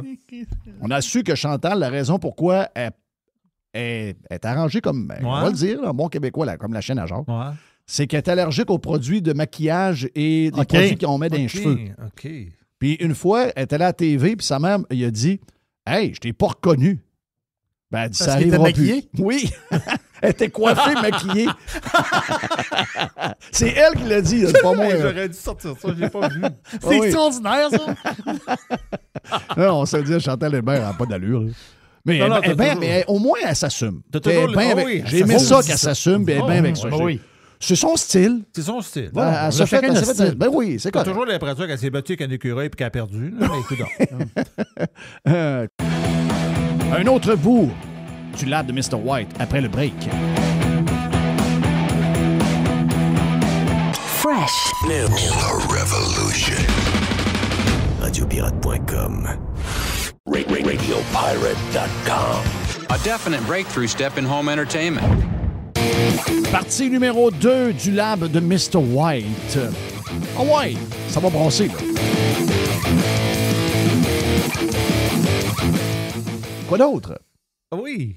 Bureau de sondage. Non, pas c'est Bureau. Okay. Stéphane Bureau. Il y a eu un gros sondage sur l'islam en France, OK? OK. Et ça a fait jaser dans les médias français. C'est incroyable. Et il est allé à LCN, parce que Bureau est à LCN. Mm-hmm. Bureau, il est en France à BFM TV, puis il est à LCN au Québec, un peu comme Mathieu Bock-Côté. Il se promène d'un deux. Et là, il est allé à LCN, puis ils ont parlé de ce sondage-là. Et là, ce que tu vas entendre là, je te le dis d'avance, là, j'ai fait exprès pour garder le bout, parce que c'est comme si... Je me dis toujours que Bureau, c'est un peu comme Jeff, mais dans d'autres mots. Avec des mots. Puis il fait exprès. Puis à un moment donné, on Jeff, dirait... il n'y a pas beaucoup de mots. Bureau, il y a beaucoup de mots. Parce que lui, c'est correct. il sait tu m'insultes de manière polie, mais je le prends. Ah, je t'insulte pas du tout. Ben, mais tu sais, ce que je trouve drôle avec Bureau, là, c'est qu'on dirait qu'il sait qu'il peut mettre le pied une place et qu'ils peuvent lui crisser d'une coup de pied puis qu'il sort de là. T'sais. On dirait qu'il sait. Fait que là, il est capable, par contre, il y a tellement de vocabulaire qu'il dit je vais réussir à m'en sortir, mais mon message va passer pareil. Ouais. C'est ça que tu vas sentir dans cet audio-là. On écoute. Ce matin, j'ai ouvert les journaux français avaient, notamment le Figaro. Ce résultat de sondage, ma foi, plus que surprenant. Il y a une petite quantité de patentes à lire. J'ai rien contre le Figaro, là. Mais tu es en Amérique du Nord, là. Puis tu travailles dans des médias. Tu veux savoir de quoi tu vas parler au monde, là. D'après moi, tu n'as pas le temps de lire le Figaro. Il y a tellement... Non, ça je de sais. même, là. Non, je sais. Tabarnak, c'est bizarre. Mais je pense que Comment? C'est le bureau qui a amené ça, en fait. Possiblement, le bureau, il a dit, regarde, je veux parler de ça. Puis, va lire le Figaro. OK. C'est bon. Ce matin, j'ai ouvert les journaux français avaient, notamment le Figaro. Ce résultat de sondage, ma foi, plus que surprenant sur les jeunes musulmans français qui se radicalisent visiblement. Là, sur les 15-24 ans, 60% à peu près souhaiteraient l'application de la charia. 90% après se disent religieux. Près de 50% des filles se voilent. Et près de 50% ne font pas la bise à l'autre sexe. On sent cette radicalisation-là en France? Alors, je fais toujours attention au mot radicalisation parce que ça peut nous renvoyer à l'idée qu'ils aient des projets violents. Mais ce qui est clair, c'est qu'il y a une réislamisation chez les jeunes Français et Françaises avec un appui, par exemple, important au sein de la communauté musulmane, des frères musulmans. Et c'est un sondage extrêmement important mené par l'IFOP, qui est une maison conséquente, sérieuse. J'étais ce matin en plateau pour en discuter, pour en débattre avec la personne qui a mené ce sondage auprès de 15 000 Français. Il n'y avait évidemment pas que des Français de confession musulmane, mais là-dessus, d'abord, il y a des chiffres. Depuis 1985, en France, alors ici, on parle souvent du grand remplacement. Cette idée que la population de souche serait remplacée par l'immigration, et particulièrement par l'immigration musulmane. Alors, il y a une progression de cette présence musulmane en France. Il y a une quarantaine d'années, c'était 0,5% de la population. Aujourd'hui, c'est 7% de la population qui est musulmane et pour l'essentiel, qui adhère à l'islam. Ce dont tu parlais, c'est les chiffres appliqués aux plus jeunes, parce qu'il n'y a pas que les plus jeunes qui, évidemment, ont été sondés. Et là, ce qu'on découvre, c'est que davantage que leurs parents, ils écoutent la lettre de l'islam et sont pratiquants, vont à la mosquée le vendredi. Il y a même une rigidification du programme alimentaire, c'est-à-dire que on ne boit plus d'alcool quand on est jeune, on respecte ce qui est imposé dans l'islam, dans la manière de manger, dans les rapports entre les hommes et les femmes. Il y a un séparatisme, tu le disais, 47% des jeunes, 15 à 24 ans, qui ne font pas la bise à l'autre sexe, 47% des jeunes femmes qui choisissent de porter le voile. Il y a toutes sortes de raisons, bien entendu, mais ce que ça dit, c'est que dans un monde peut-être où les valeurs spirituelles sont malmenées, ceux qui arrivent avec des solutions, et l'islam en est une, remportent un réel succès. Alors, ce que ça crée aussi en France, c'est une forme de séparatisme, c'est-à-dire nous, communauté des musulmans, versus le reste de la société. Et ce que tu disais tout à l'heure face à la charia, en fait, c'est 59% qui disent qu'ils adhèrent davantage à la loi de la charia qu'aux lois de la République chez les jeunes. C'est la preuve qu'il y a quelque chose qui ne fonctionne pas dans une république laïque qui te laisse pratiquer ta religion, mais où, évidemment, tu ne peux pas d'abord préférer la loi religieuse aux lois de la République. Ouf! C'est, je le sais. Faut que moi, j'ai un problème. Moi, j'ai un problème de concentration. Je l'avoue, là, j'ai un problème de concentration. Là, j'ai beaucoup d'affaires. Là, mais j'ai le même problème que toi quand j'écoute Bureau. Parfait. Mais par contre, tu comprends que beaucoup de choses qu'elle dit là-dedans. Oui, c'est ça, mais j'ai besoin que tu me résumes un peu. Là. C'est quoi que tu retiens de ça, là, Jerry? Parce que moi, j'ai un trouble de...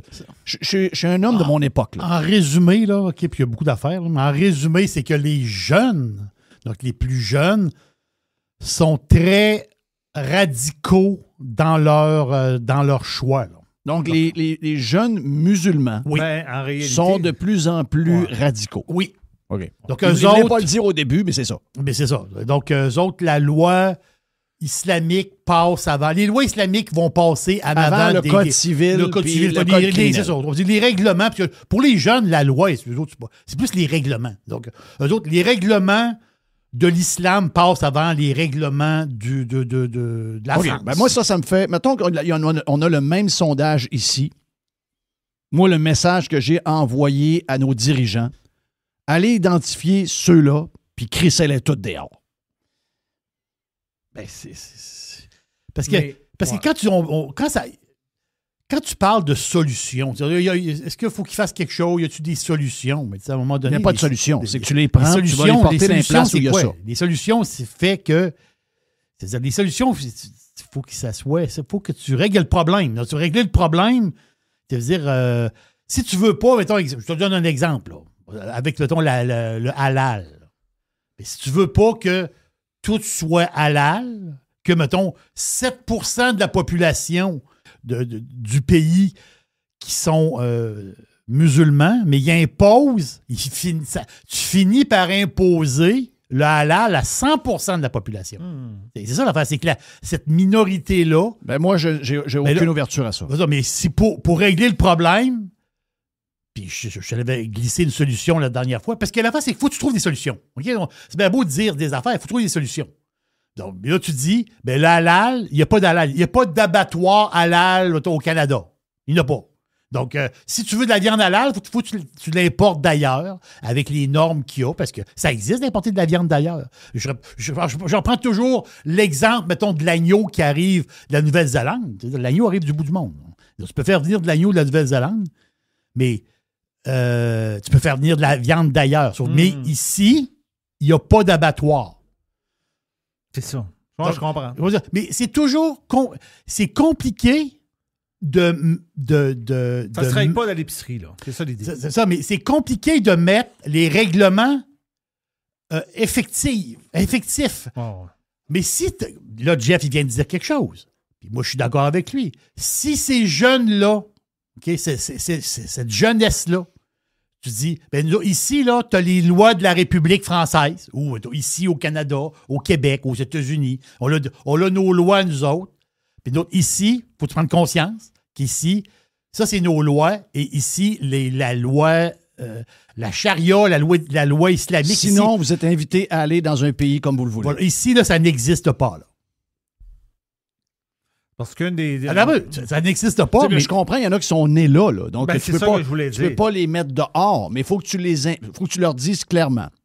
C'est ça que vous voulez? On va vous annoncer quelque chose. Ça n'arrivera pas. Ça n'arrivera pas. Si c'est ce que vous voulez, vous êtes invité à aller dans votre pays d'origine, de vos parents, et d'aller vivre ce que vous aimez ici. Voilà. Ça n'arrivera pas. C'est ça. C'est comme un contrat que tu passes avec la société d'où tu vis. Donc, je vais imaginer ça, là. C'est que tu as un genre de contrat et tu dis à la personne, tu signes ici le contrat. C'est tout. Là, non, moi, je ne veux pas signer le contrat parce que mon oncle ne veut pas que je signe le contrat. Ben là, toi, il faut que tu t'en ailles. Toi, t'as 3 mois pour partir. Moi, mais je suis né chez moi. Voilà la difficulté. La personne, elle va dire, oui, mais là, de quoi tu parles? Oui, mais la fois, c'est que Oui, mais sauf que tu es contre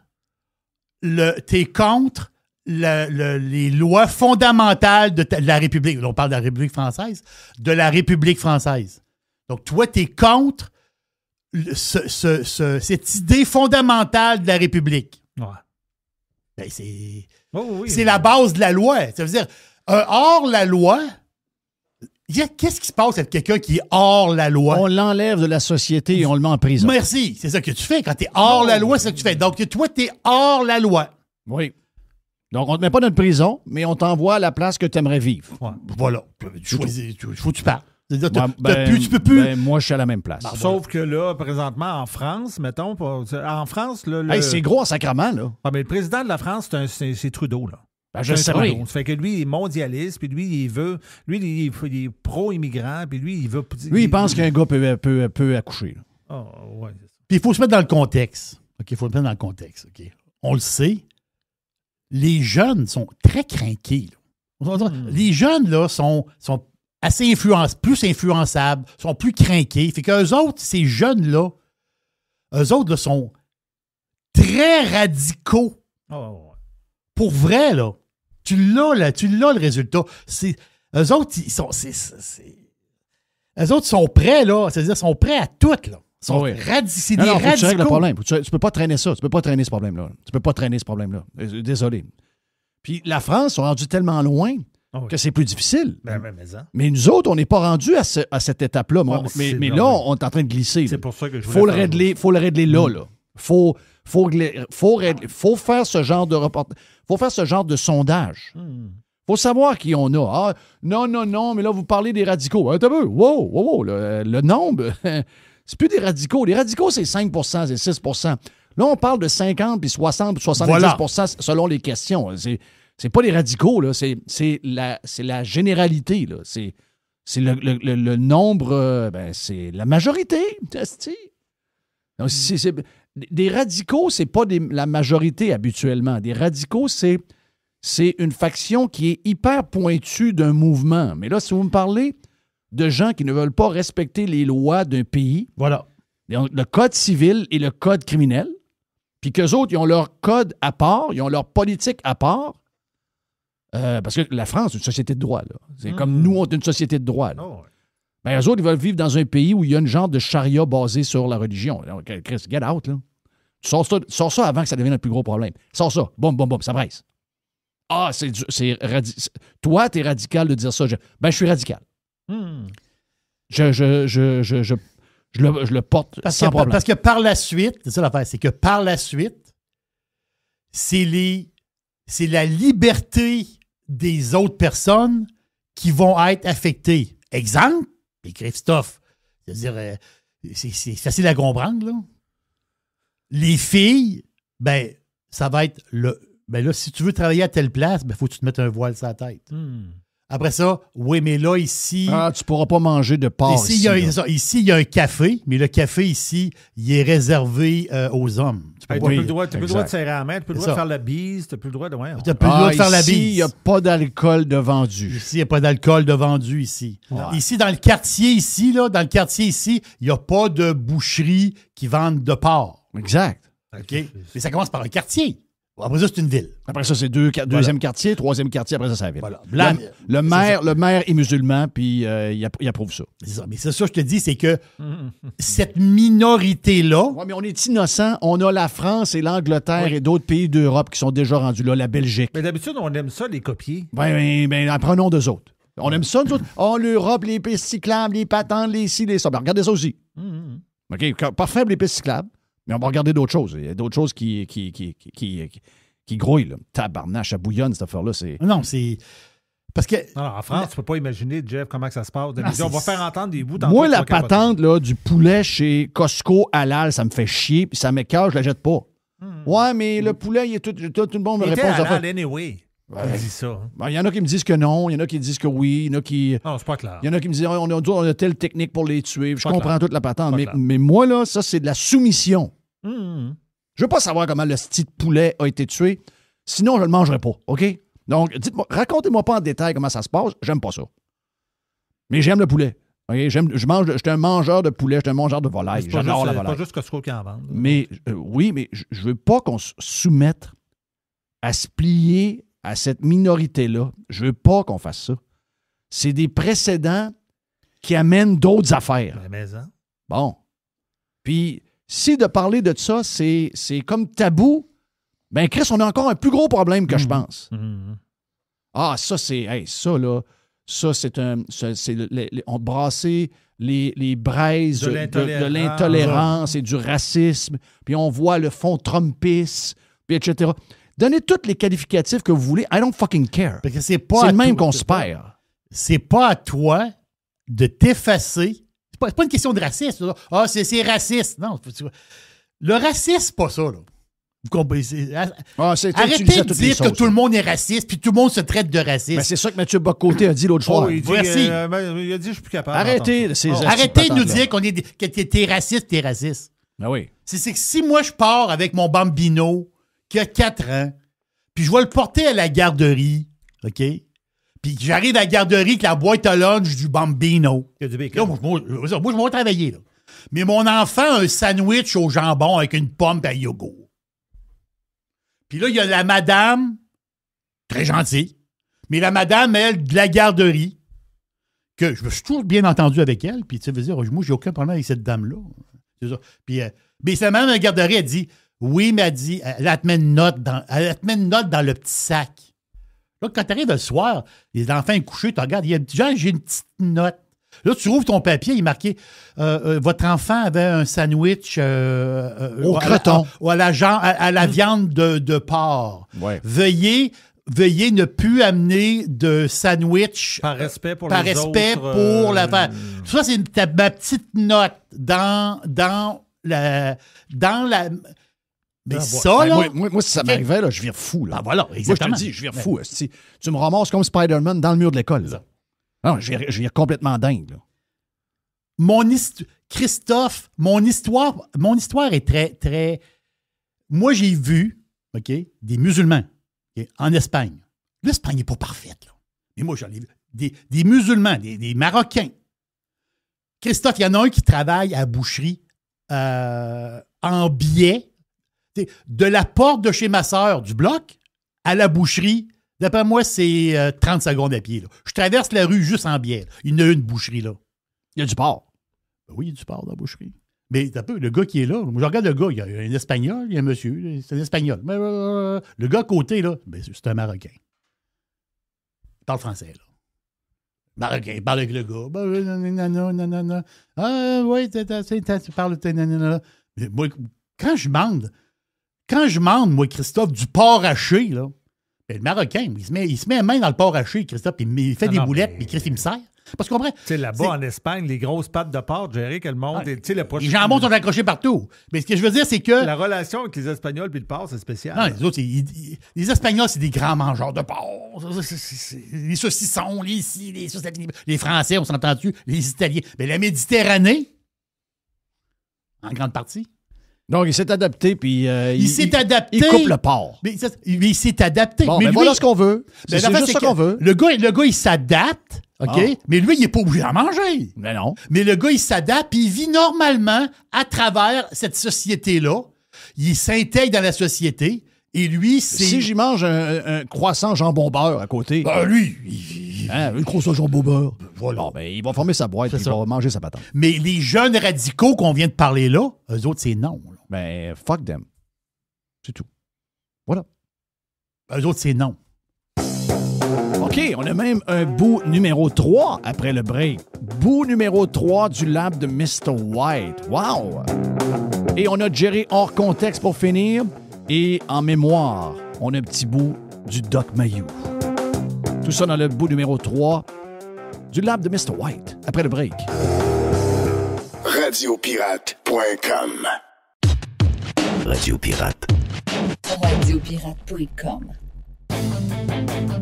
OK, bout numéro 3, on part ça avec Mr. White et Jerry sur Radio Pirate Live.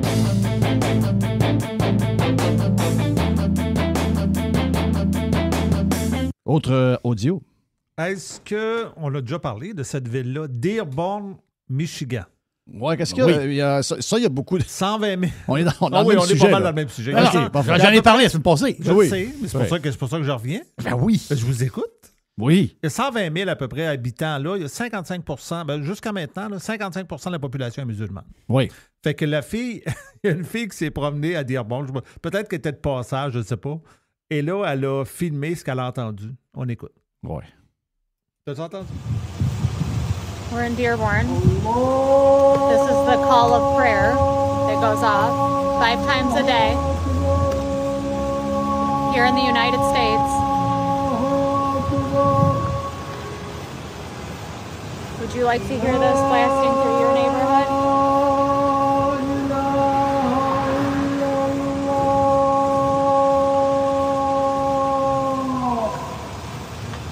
Ouais, ça peut freaker. They don't have a choice of whether they hear this or not. Ben, moi, ça me fait freaker. Ben, écoute, moi, j'ai capoté.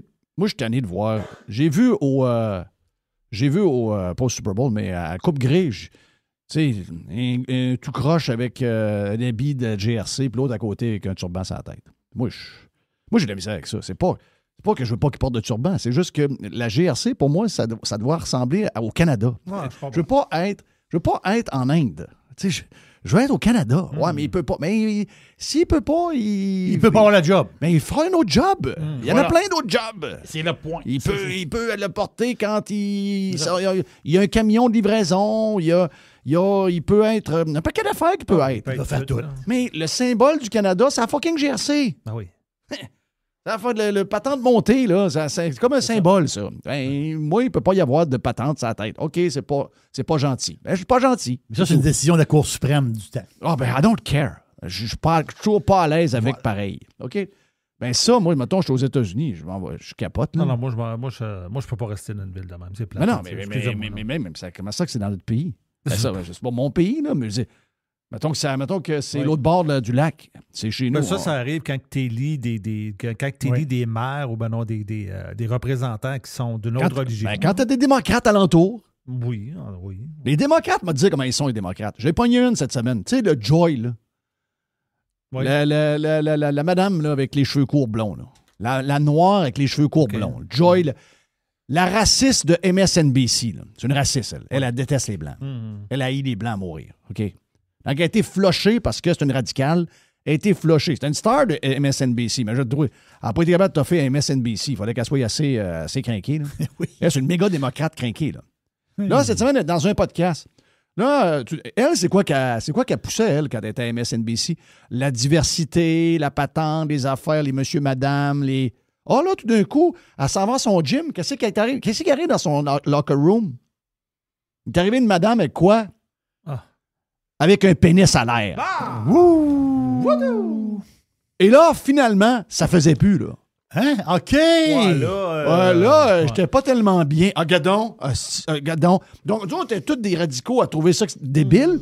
Là, elle défend ça depuis des années. C'est ça. La gang de droite, de conservateurs, c'est tous des xénophobes, des racistes, des misogynes, des transphobes, tous les noms. Puis là, dans le locker room, elle rencontre le gars. Là, elle arrive avec un gars avec une barbe, qui a des cheveux de fille. Et le gars, il a une semi-érection en te parlant. Là. Oui. Ah oui, un croquant. Là, elle dit, je suis vraiment pas à l'aise. Elle dit, je vais le dire, là, j'aime vraiment pas ça. Puis elle dit, non. Je pense que ça n'a pas sa place. Ding dong! Oh, gadon. Ben, c'est de même. Voilà. Mais c'est de même sur tout.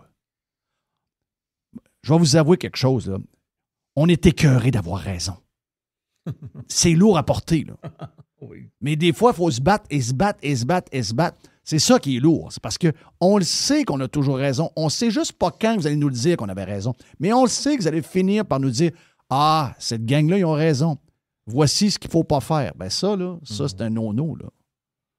Ça, c'est un no. Comment ça qu'on est arrivé là? Comment ça? Ben, les démocrates. Ah, la grande ouverture, la grande diversité. Ben, t'es rendu que tu as une ville au Michigan où il y a de la prière dans des speakers à grandeur de la ville 5 fois par jour. Moi, je vais l'endurer si je vais au Maroc, là. Mais je l'endurerai pas ça. Moi, je vais t'annoncer quelque chose. Je n'irai même pas au Maroc à cause de ça. Ben, c'est moi, ça. La première fois, puis je vous le dis, là, la première fois que tu vis ça, pour vrai, là, tu fais un Christ de saut. C'est fort, là. Non, c'est fort. Mais pour vrai, là, ça te travaille en dedans. Là. Est-ce que tu te sens intimidé? Ah non, oui, je me sens intimidé. Totalement. OK, c'est ça. Ben, c'est... Totalement. Moi, c'est le feeling... Quand j'écoutais, c'est le feeling que ça me donnait. Moi, mon riad à Marrakech, là... parlez, Jeff. Non, je veux rien savoir. Arrête. Je la sens entendre. Pas faire mourir, Jeff. Non, ça vient me chercher comme ça. Je le sais, mais je veux pas leur enlever ce qu'ils font chez eux. Là. Mais non. C'est aucun problème. On a chacun nos affaires. Là. Et ça, je suis pas obligé d'y aller. C'est zéro. Zéro obligé d'y aller. Je suis obligé de vivre ça. Je veux pas leur enlever chez eux, mais rendu chez nous, je veux pas vivre ça, Carlis, stuff. Non. C'est quoi ça? On est en train de disparaître. T'es aux États-Unis d'Amérique. C'est une ville. C'est une ville. C'est une ville. Il y a 5 calls par jour de la prière. D'un speaker à 95 décibels. Je dois le faire. Non, moi, j'ai pas les mêmes mots que Stéphane Bureau. Moi, je fais pas de grand détour. Non, je sais. Moi, je fais pas de grand détour. Moi, c'est ça la différence.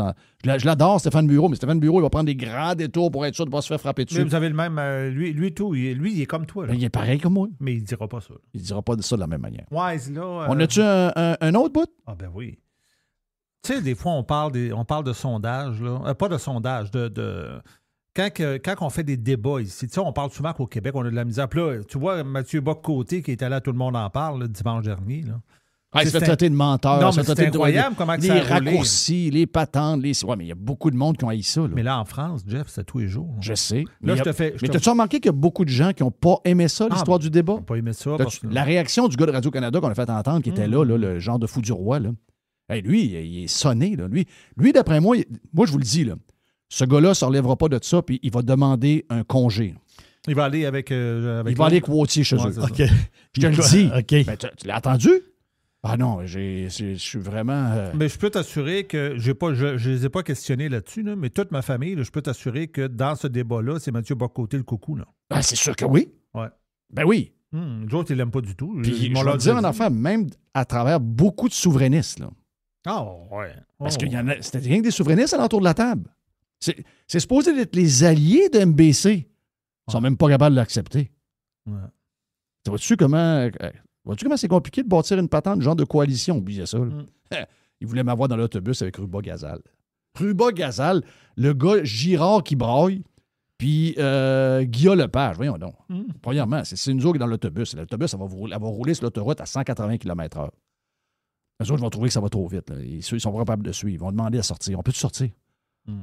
Ça va trop vite pour nous autres. Ah oui, nous autres, on a du gaz.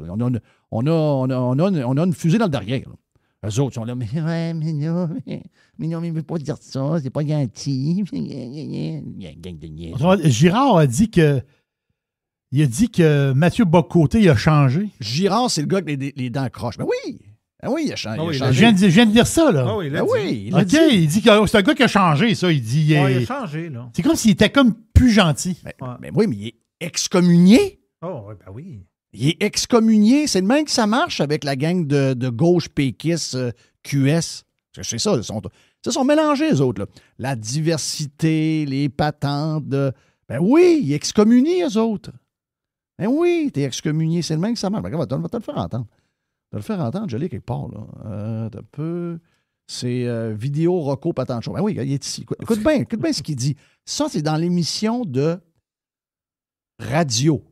OK? Parce qu'il fait l'émission. Oui, il remplace Vautier. Donc, il remplace Vautier. Il l'a remplacé à la TV. Il tous les jours, là. Et il le remplace également avec Niquette, là, dans le show de radio. Là. Oui, c'est lui qui il n'est pas très bon, là. Non, lui pas. Il n'est pas très bon. Je ne sais pas pourquoi. Moi, je pense que c'est un gars qui a ramassé dans le couloir. Il était mal pris. Là. Ils ont vu un gars là-bas. Ils ont dit, hey, toi là-bas, viens t'inciter. Le gars, il est rentré, c'est assis. Puis ils ont dit, regarde, fais des liens, là, passe la POC de même. Puis en attendant que les choses reviennent, on ne sait pas quand est-ce qu'il va revenir, mais là, assis-toi là. J'aurais pas aimé ça voir Mathieu Bock-Côté, Tout le monde en parle. Ça me rend mal à l'aise. Imaginez être à côté de lui pendant les pauses. Le gars, il dit, hey, mais imaginez, là, j'étais à côté de lui pendant les pauses. Là. Je savais pas, c'est vrai, je m'en rappelais pas. Hey, imagine-toi, le gars est assis à côté de Trump. Le gars, il fait... Non, le gars, toute son eau descend, là, ça passe. Il y a une purge totale par la patente. Là. Tout sort. Là. Tout sort. Écoute, il a peur de Mathieu Bock-Côté. Voyons. J'aurais pas aimé ça voir Mathieu Bock-Côté, Tout le monde en parle. Ça me rend mal à l'aise. Imaginez être à côté de lui pendant les pauses. J'ai déjà été à côté de lui à l'époque là, de la soirée. Pas pareil. Il était fin. Là. Il était fin. Il a changé. Ouais. Je veux pas faire comme ces gens-là là, qu'on écoute là, dans vos capsules puis qui chialent la... Parle de nous autres, là. Parle de nous autres. Non, on n'est pas la même gang. Là. Ouais, je veux pas faire. Alors, je vous le dis, c'est bon de faire un burn-out, lui. Tu sais qui c'est qu'il a vécu? Il s'est juste fait répondre. Il s'est juste fait mettre dans... Il a ramené la patente en disant... Il a ramené l'évêque. Oui, il a ramené l'évêque. Puis il dit l'évêque, il disait la même affaire que moi. Donc, est-ce que l'évêque est un radical? Oui. L'autre, il dit, là, il n'a pas répondu. Il n'a pas répondu, mais... Ouais, mais... Puis là, Guillaume commence à parler. Il dit, attends. L'évêque, c'est un radical. L'autre, il dit, non. Non, ben c'est ça. Ben, moi non plus. Est-ce que tu veux l'entendre? Oui, vas-y donc. OK, j'allais. Check bien ça. C'est ça qu'il y a beaucoup de gens qui ne sont pas intéressés à la souveraineté propulsée par l'identitaire comme vous le proposez, vous.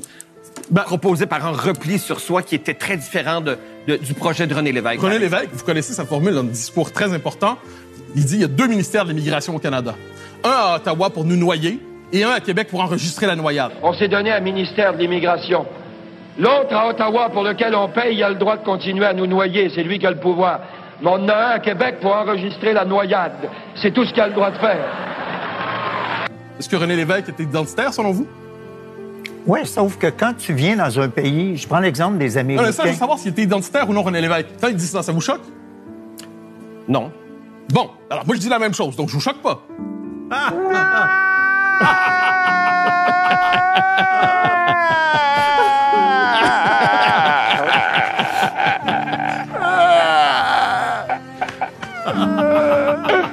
Ça, c'est évident.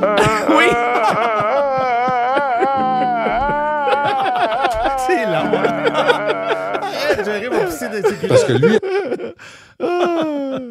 Il te l'a dit. Non, mais c'est un des plus gros strikeouts que j'ai vu dans ma vie. C'est incroyable. Il va prendre congé. Ouais, mais là, je suis d'accord avec toi, il va prendre congé. Non, le gars, je te dis que d'ici une semaine à 10 jours, le gars, il ne s'enlève pas de ça, puis il est sur le burn-out. Oui, je te jure. Qu'est-ce que je fais là? Vous allez dire, mec, ça arrive, vous allez dire, Jeff, sacrement, ben oui, c'est clair, là. Non, la semaine prochaine, c'est clair. Moi, il est pas là. Hey, le gars, il dit, regarde, il dit, là, mais là, il dit, la souveraineté, là, c'est... Le repli sur soi. C'est le repli sur soi avec vous, là.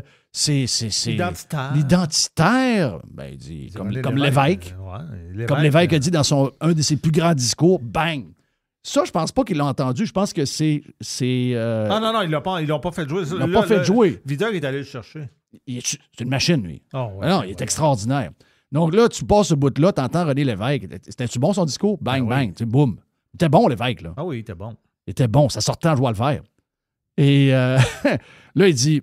Là, Guillaume veut changer le sujet. Hein? Oh oui. Ouais, Guillaume veut changer le sujet. Wow. Hey! Ce que je viens... Lévesque, ça vous énerve-tu quand il disait ça? Ouais. Là, l'autre, il est... Je vous le dis, là. L'autre, il fallait qu'il réponde, là. Ben, c'est une femme enceinte qui a perdu ses os, là. Tout, c'est liquéfié à grandeur. Ouais. OK? Ça a duré une demi-seconde. Non. Liquéfié à grandeur. Non. Ben, non. Non, ça me choque. Non. Ben, ouais, j'ai dit la même affaire. J'ai dit la même affaire. Chris! L'autre est complètement... Mais tu sais, ça m'amène... Non, mais ça m'amène... Parce que pourquoi est-ce qu'on parlait de ça? C'est que c'est les débats. C'est que Mathieu Bock-Côté, là, il était en France, OK? Puis moi, j'en écoute de ses affaires. Je peux te dire une chose, ça brasse en sacrement. Ça brasse même à tous les jours. Oui. Puis il n'y a personne qui... Donc lui, il est habitué à ça, là. Il est habitué à ça, puis lui, il y a du monde en face de lui qui sont capables d'y répondre autant. Tu comprends? Contrairement à ici. Là, je te fais écouter quelque chose qui s'est passé sur CNews, OK? Le gars, il s'appelle... C'est Morandini qui est le... Morandini Rachida. Ouais. Morandini, c'est l'animateur. Rachida Kaout, ça, c'est une élue. Elle est dans le parti à Macron, elle. Elle est dans le parti à Macron. Ah, okay? ça. Puis elle, Ça, c'est relatif au sondage sur les musulmans. OK, qu'on a entendu tantôt. Oui. Puis elle a dit, il y a juste eu 1000 répondants là-dessus. Elle dit, ça ne tient pas à route. Là. Mais non, il a parlé de 15 000 répondants. Et là, regarde comment que ça se passe. OK, je t'avertis d'avance, là, c'est très chaotique parce qu'eux autres, ils se parlent un par-dessus l'autre. Ouais. Mais là, Morandini, le gars que t'entends, lui, c'est l'animateur. Puis lui, il décide de m'amener, il dit pas de même, là, mais il faut qu'elle ferme sa gueule. OK? On écoute. OK. Rachida, vous n'avez pas la parole. Ce sondage ne vous intéresse pas, il ne veut rien, je ne vous donne pas la parole sur ce sujet. Vous m'entendez ou pas? Est-ce que vous m'entendez, Rachida? Ben, je vous le dis. Eh ben, moi, je vous le dis, je ne vous donne pas la parole. Je ne vous donne pas la parole sur ce sujet. Pour constater. Mais vous constatez rien. Vous ne constatez rien. Non. Les musulmans vous ne constatez rien. Sont victimes vous ne constatez rien. De la radicalisation. Vous faites de l'intox. Vous faites de l'intox. Les musulmans eux-mêmes. Vous faites de l'intox. Je ne vous donne pas la parole. La parole est à Massinissa aussi. Mais il y a un moment, il faut quand même donner des solutions. Mais vous ne donnez rien. Vous faites du vent. Vous faites du bruit avec votre bouche, c'est tout ce que vous faites. Vous faites du bruit avec votre bouche, c'est tout ce que vous faites. Ce que vous dites ne sert à rien. Vous ne voulez pas entendre des solutions. Non, mais parce que vous n'avez pas de solution, vous faites du vent. Sur un constat. C'est du vent. Massinissa aussi. Vous n'avez pas la solution. Est-ce que vous m'entendez? Est-ce que vous m'entendez ou vous avez un problème d'audition? Je vous le dis. Est-ce que vous m'entendez ou vous avez un problème d'audition? Vous voulez qu'on reste en fait à constater des choses qui sont en train de desservir. Je veux que vous répondiez aux questions alors que vous ne parliez pas. Non, mais non, je peux pas. Je peux pas ne pas parler. Je suis désolée. Bah oui, mais alors répondez aux questions. Une solution. Ben, je réponds à votre question. Non, vous ne répondez jamais aux questions. Vous n'avez pas la parole, ça vous l'entendez? Est-ce que vous entendez que vous n'avez pas la parole? Est-ce que vous entendez que vous n'avez pas la parole? Alors je m'en vais. Eh bien, au revoir. Eh bien, au revoir. Au revoir. Merci d'être venu. Je ferai Massilissa aussi, c'est à vous. Merci. Voilà, vous ferez votre commentaire toute seule puisque vous parlez toute seule de toute façon. Ah ben avoue que ça brasse. Non, on m'a dit de quoi? Ça peut pas exister. Ça existe. Mettons, il arrive ça dans un show comme tout le monde en parle, ça reste de même. Là. Puis là, je dis pas que là-bas, c'est la fin. Tout le temps de même, mais c'est souvent comme ça. Oui. Tu sais, les autres sont habitués à ça. Ils sont habitués à ça, puis c'est comme ça arrive souvent là-bas que le monde quitte le plateau. Là. Oui. Ça arrive, il dit ben là, je m'en vais. Ben, va-t'en, tu sais, c'est pas grave. Fait que c'est ça. Wow. J'ai une autre affaire, OK? Une autre affaire en France encore. Là, c'est Zemmour visite Glucksmann, OK? Je sais pas comment le dire. Glucksmann. Puis Glucksmann, là, Jerry, il peut en parler un peu. Lui, parce que là-bas, là, le politique, ben, un peu comme ça ici aussi, là, le politique et le journalisme, c'est très ensemble. Là, lui, sa blonde, c'est une annonceuse, ben, c'est une animatrice qui s'appelle Léa Salamé. C'est ça. Léa Salamé, qui est possiblement la plus connue, là, ça veut dire, de France pour faire un show de TV, mais qui est détestée par plein de monde parce que c'est une gauchiste. Ah oui? Ah oui. Puis elle est avec qui? Elle est avec avec Raphaël Glucksmann. Qui est un politicien. Politicien d'un parti de gauche vers, genre, écologique européen. Et communautaire, là, voilà. Un genre de Trudeau. Mais c'est un genre de Trudeau green, mais européen. Okay. Ouais. Lui, il est 100% pro-Europe, puis la France, il est dans le cul. Puis là, Zemmour, lui... Mais de l'autre bord, t'as Zemmour. Qui est pro-français. Ben oui. Mais là, Jeff, juste pour te dire, là, le bout qu'on va entendre, là, à un moment donné, l'animateur, je ne me rappelle pas de son nom, là, il est très connu, là. L'animateur, là, à un moment donné, il est rendu debout sur la table de même. OK. À essayer de les séparer. Il dit, arrêtez. Les gars veulent se donner des claques à la gueule. Parce qu'à un moment donné, Glucksmann, tu vas l'entendre, il amène l'exemple de la Hongrie. Parce que tu sais que la Hongrie, là, avec... eux autres sont... Il y a l'immigration. Il n'y a pas d'immigration, là. Puis tout ça. Puis là, à un moment donné, Zemmour, il répond là-dessus. Tabarnak. Tant que je n'ai pas fini. Attendez, s'il vous plaît. C'est cette diversité que vous condamnez qui a fait de notre pays une grande nation qui a un destin. Mais moi, vous voyez, je ne rêve pas pour la France d'un destin à la hongroise, à la Orban, avec cette corruption, ce népotisme, cet entre-soi, des milices qui échappent à toute forme de légalité dans la rue. Moi, je rêve d'un grand destin pour la France. Monsieur Glucksmann, en Hongrie, il n'y a pas de petite Lola qui se fait découper par une Algérienne. En Hongrie, il n'y a pas de Thomas qui se fait tuer par un Chaïd. En Hongrie, il n'y a pas une Philippine qui se fait violer et massacrer par un Algérien ou un Tunisien. En Hongrie, il n'y a pas un petit Elias qui, parce qu'il va jouer au foot, se fait tuer par un Africain qui votre frère serait milliardaire. Mais je sais pas si arrêtez, mon pauvre Glucksmann. Monsieur Glucksmann, vous obéiriez à Xi Jinping. Oui. En Hongrie, vous obéiriez à Vladimir Poutine. En Hongrie, vous supprimeriez les élections libres et vous rappellerez tous les médias. Monsieur Glucksmann, attendez, ils sont malades. Arrêtez de ces gens que j'ai cités. Vous en avez rien à faire. Vous en avez rien à faire, mais ça se voit. Laissez-le répondre. Je ne vous autorise pas à dire ça. Vous ne m'autorisez rien du tout. Laissez-le répondre. Raphaël, non. Mais... Ici, il se passe rien. Ici, il se passe rien. Ici, il se passe rien. Ça repart à soir. Là. Ça repart. Et encore, ça repart à tous les jours. C'est ça quand t'écoutes ça. Mais ça, dis ça ici, c'est la fin. Là. T'es emprisonné. Là. Carrément. Ce que tu dis, ce que Zemmour a dit, t'es emprisonné. Puis même si c'est tous des faits véridiques. C'est des vraies histoires. Juste de le dire, ici, t'es mort. Wow. C'est ça. Parce que je voulais juste faire jouer ça parce qu'on a parlé beaucoup de débats cette semaine puis on pensait que Mathieu Bock-Côté, ça l'a été pour le Québec. Mais ça a shaké pour le Québec, ça a shaké le Québec. Ah, mais c'est rien. Là. Mais pour Mathieu Bock-Côté, je peux vous dire que son passage, tout le monde en parle, lui, il n'a pas été secoué. Lui, il n'a pas été secoué. Non, pas.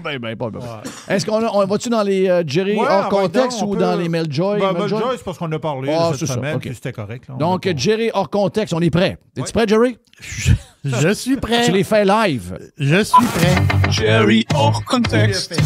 Hors contexte. Jerry hors contexte. Hors contexte. Ah, ça, c'est un cauchemar. Arrête. Câlisse. Tabarnak. Non, je suis pas capable. Je suis pas capable. Jerry, hors contexte. Hors contexte. Ben, c'est un peu hors contexte. Non, mais c'était vraiment hors contexte parce que je ne m'en rappelle pas pantoute. le deuxième Jerry hors contexte. Moi aussi. Jerry, hors contexte. Hors contexte. Jerry, hors contexte. Oui. Hors contexte. Yes. Mets ça à 25$ puis crisse-nous patience. Jerry, hors contexte. Hors contexte. Et pour finir, à la mémoire du doc. Oui, la mémoire du doc. Ah oui, bien important. À la mémoire du doc.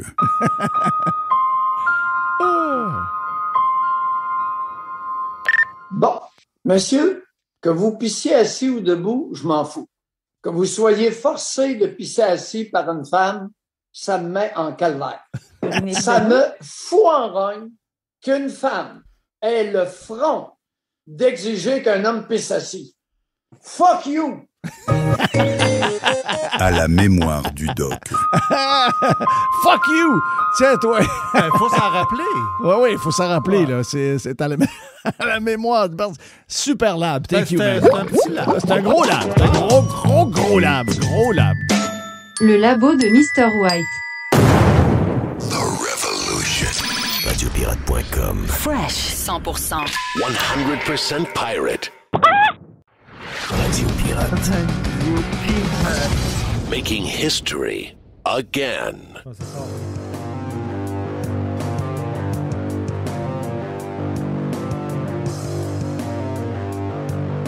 Long time no see, mon ami. Regarde, Alex, c'est extraordinaire. Toujours le fun de jouer. Parce qu'en plus, j'ai plein de sujets pour Alex dans ma tête. Donc, je dis, on peut parler avec Alex. Ah, ben là, Alex peut pas. Ton père est décédé, donc condoléances, mon ami Alex. Merci. Puis, sur l'autre fois, c'est que tu avais une réunion ton employeur t'a demandé une réunion, je sais pas trop. Oui, étant en sécurité informatique, souvent, tu as des affaires qui apparaissent n'importe quand sur ton calendrier. Ouais, puis c'est pas nécessairement que ce soit le feu soit pris, mais des fois, pour certaines personnes, le feu est pris, mais pas pour la réalité. Donc, commençons par ça. Avec tu aies un autre call. Cloudflare. De ce que je comprends de Cloudflare, c'est que on l'a sur nos sites, le site de Radio Pirate là aussi, avec les gens qui ont fait affaire. Ça veut dire que ça fait la différence. Quand il y a une demande de rentrer sur le site, Cloudflare est capable de distinguer les bots et les humains. C'est ça? Oui. Un de leurs gros services, c'est justement ce qu'ils appellent le WAF, le Web Application Firewall. Donc, c'est un pare-feu qui, finalement, reçoit tout le trafic qui va vers ton site. Ils se mettent comme entre toi puis les visiteurs, puis ils filtrent le trafic. Donc, ils peuvent détecter des patterns, ils peuvent détecter des choses que les gens font, ils peuvent détecter, ça fait, mettons, genre 4000 connexions que tu essaies, puis je vois qu'il y a comme des trucs que tu fais tout le temps. Donc, t'es peut-être un genre de bot farm, t'es peut-être une ferme de robots qui veulent mettre le site à terre. Donc, on va tous les rediriger vers le panier, finalement. Puis, ils vont jamais se rendre à ton site. Donc, c'est leur gros service, c'est ça. Mais aussi au niveau de l'orchestration, au niveau des DNS, au niveau de la connexion. Quand tu tapes google.com, il y a un DNS, un serveur qui va transformer le google.com en adresse IP pour trouver c'est où dans le monde qui est le serveur. Oui. Le chemin que ça parcourt sur la planète pour trouver le bon serveur, eux, ils offrent ce service-là aussi. Fait que c'est un peu l'orchestration, si on veut. Là. Qu'est-ce qui a planté des deux services? Est-ce que c'est lui? Donc là, ces services, c'est le système de bots. Donc, comment ils fonctionnent, c'est qu'eux, à tous les jours, plusieurs fois par jour, ils mettent à jour un genre de fichier de configuration, des règles qui peuvent identifier des attaques. En temps réel, quand il y a une nouvelle attaque, ils vont trouver des patterns puis ils vont la rajouter dans leur fichier de configuration. Là, le petit glitch qu'il y a eu cette semaine, c'est que le fichier a comme doublé de volume. Donc, chacune des règles était dédoublée. Fait que ce que ça a fait plusieurs choses. Ça a fait que, premièrement, il y avait la confusion au niveau de leurs différents services parce que ce fichier-là était répliqué partout sur leur infrastructure. Donc, plein de serveurs lisaient ça et ne comprenaient pas pourquoi il y avait autant de règles. Puis, il y avait des règles qui se contredisaient, mais il y avait les mêmes règles deux fois. Donc, c'était comme un peu genre, on ne sait plus quoi faire. Ouais. Puis, en même temps, il y a certains services qui disaient, il y a ben trop de règles, j'étouffe. T'sais. OK.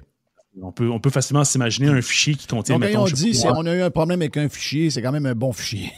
C'est un bon fichier. J'ai l'impression que c'est un fichier qui n'a rien dedans. C'est un gros fichier. Non, c'est des milliers de lignes, c'est pas des millions de lignes. Là, okay. Fait que, jour au lendemain, s'ils doublent, eux, leur infrastructure qui gère ce fichier-là n'était pas prête pour ça. Là. À tous les jours, ils en rajoutent des nouvelles règles, ça va, ça c'est correct, une croissance normale. Mais si du jour au lendemain, on va donner un exemple, tu as un serveur, sa job, c'est de lire le fichier puis de comprendre. Ben, du jour au lendemain, si tu lui doubles ses instructions, ben lui, il faut qu'il ait plus de processeurs, plus de mémoire, il faut qu'il soit adapté, tu sais. Mais là, il l'était pas parce que c'était une erreur. Donc, tout a commencé à bloquer, planter. Eux, ils pensaient que c'était une attaque, qui était une nouvelle attaque hors du commun. Fait que les premières heures, ils ont comme travaillé là-dessus. Mais au bout de 2-3 heures, ils ont réalisé que c'était pas ça, puis ils ont comme compris leurs problèmes, puis ils ont résolu ça, puis ils ont redéplacé le bon fichier aux bons endroits avant de faire la correction du bug. OK. Est-ce que c'est une erreur humaine? Je pense que oui. Des fois... On fait tellement de changements en informatique que c'est Est-ce que dans le futur, on a eu cette discussion-là cette semaine, est-ce que dans le futur, l'AI va éviter ce genre d'erreur-là? Ben, je te dirais que l'AI est très bon pour la reconnaissance de patterns. Puis ça, c'est un gros pattern. Hey, ton fichier fait 100 000 lignes, il en fait 200 000 du jour au lendemain. Boum! Tu as un flag. What the fuck? Là, c'est pas normal. Là, oui, ça, c'est un pattern qui pourrait être capté. Fait que tu pourrais dire à l'AI... mais encore là, il faut qu'il soit intégré à la bonne place. C'est ça qui est difficile. En l'AI, c'est pas magique. Si le code a l'air correct puis que l'AI ne pogne pas le bug, ben c'est le résultat de l'exécution qui va générer un fichier. Mm-hmm. Donc, si tu n'as pas ce fichier-là dans ta série de tests, l'AI ne pourra pas le voir, tu comprends? Il pourrait le voir s'il voit le bug, mais s'il manque le bug, comme tout le monde pourrait manquer un bug, ben c'est le résultat que tu ne verras pas. Enfin, ça serait un peu difficile. Mais c'est pas impossible. Là, on s'entend que à mesure que ça avance, tu peux acheter de nouveaux tests et tout, tu sais. Puis là, on s'entend-tu que Cloudflare, eux autres, je pense qu'ils ont réglé le problème, puis ils ont mis des tests en fonction de ça. On a vu que X, il y a une protection de Cloudflare, parce que Cloudflare, c'est dans plusieurs, en tout cas, je ne sais pas si c'est la majorité, parce qu'il y en a d'autres qui fonctionnaient normalement, là, mais on a vu qu'il y en a beaucoup, entre autres X, qui doit se faire attaquer énormément par justement des fermes de bots qui les attaquent de différents pays. Beaucoup de monde veulent que X ferme, là, on va se le dire. Là. Il peut même y avoir des bots de gouvernement canadien qui travaillent avec des tout croches qui partent dans un pays nébuleux dans le monde. Parce que même les plus grands... On pense toujours que c'est des pays de cul qui aimeraient que X ferme, mais moi, je pense que même beaucoup de démocraties aimeraient ça que X ferme parce que le fait que beaucoup de gens s'expriment, puis donnent leur opinion, puis trouvent des fake news, trouvent des politiciens véreux, etc., puis des affaires qui n'ont pas de bon sens. X, c'est quelque chose qui a complètement chambardé la vie des politiciens et des démocraties, on va se le dire. Donc, c'est sûr qu'eux autres doivent recevoir des tonnes d'attaques à chaque jour. D'ailleurs, le gros de leur job, du staff qu'il y a là, ça doit être ça, là. Oui, c'est de maintenir les serveurs à flot, puis de s'assurer que le service continue. Ça, on s'entend quand Elon est rentré, il a mis tout le monde dehors qui ne faisait pas une job importante pour le service, pour la maintenance du service, puis pour l'évolution du service. Toutes les autres jobs, dehors. Fait que, aujourd'hui, qu'est-ce qui reste? C'est une gang de geeks assez intenses qui sont non seulement super mindés à garder les serveurs debout, garder les performances top, mais en plus intégrer de l'AI à tous les niveaux. Donc, c'est vraiment ça le cœur de la business. Oui, exact. C'est extraordinaire. Une chose qui est drôle, c'est si tu écris à l'adresse, je pense que c'est pr@commercialx.com pour la relation publique, tu reçois un emoji caca. Il ne te répondra pas. Il s'en colle. OK. Oui, c'est ça. Regarde, tout ça fait longtemps. On ne perd pas notre temps avec ça. Non, on perd pas de niaiserie avec ça. Non, fuck it. On a eu une discussion avec notre chum Gilles Parent cette semaine. Yes. Puis... on s'est posé des questions, Jerry, moi, Gilles, même je pense que Mr. White a participé un peu. Mais on a essayé de savoir, dans toute l'histoire de l'AI, l'AI, bon, là, en ce moment, tout le monde se demande, bon, la bulle est en train de péter à la bourse. On dirait qu'il y a du monde qui veut qu'elle pète, là. Mais est-ce que l'AI, c'est ce que Elon Musk nous a dit? C'est-à-dire que les jobs, avec l'AI et les robots, ben des jobs, il n'y en aura plus ben. Et lui, il dit, au début, ça va être pas mal, ça va être un défi, là, dans le sens que, Chris, mettons que la compagnie d'assurance, ça passe de 60 000 employés à 10 000 employés, puis les nouveaux joueurs, eux autres, dans la FinTech, réussissent à t'assurer, puis ils le font avec 200-300 employés, comme la compagnie que tu m'as parlé cette semaine, Jerry.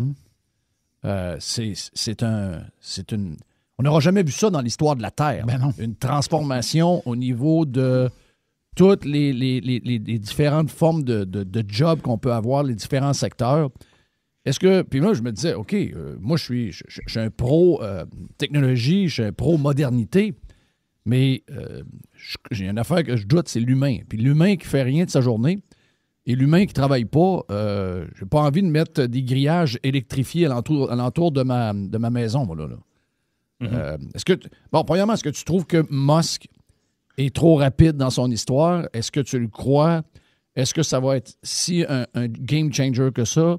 Il y a des affaires, des fois, qu'on s'est fait dire qui ne sont pas arrivées dans le passé. Il y a des choses qu'on s'est fait dire qu'on n'a pas cru et qui sont arrivées.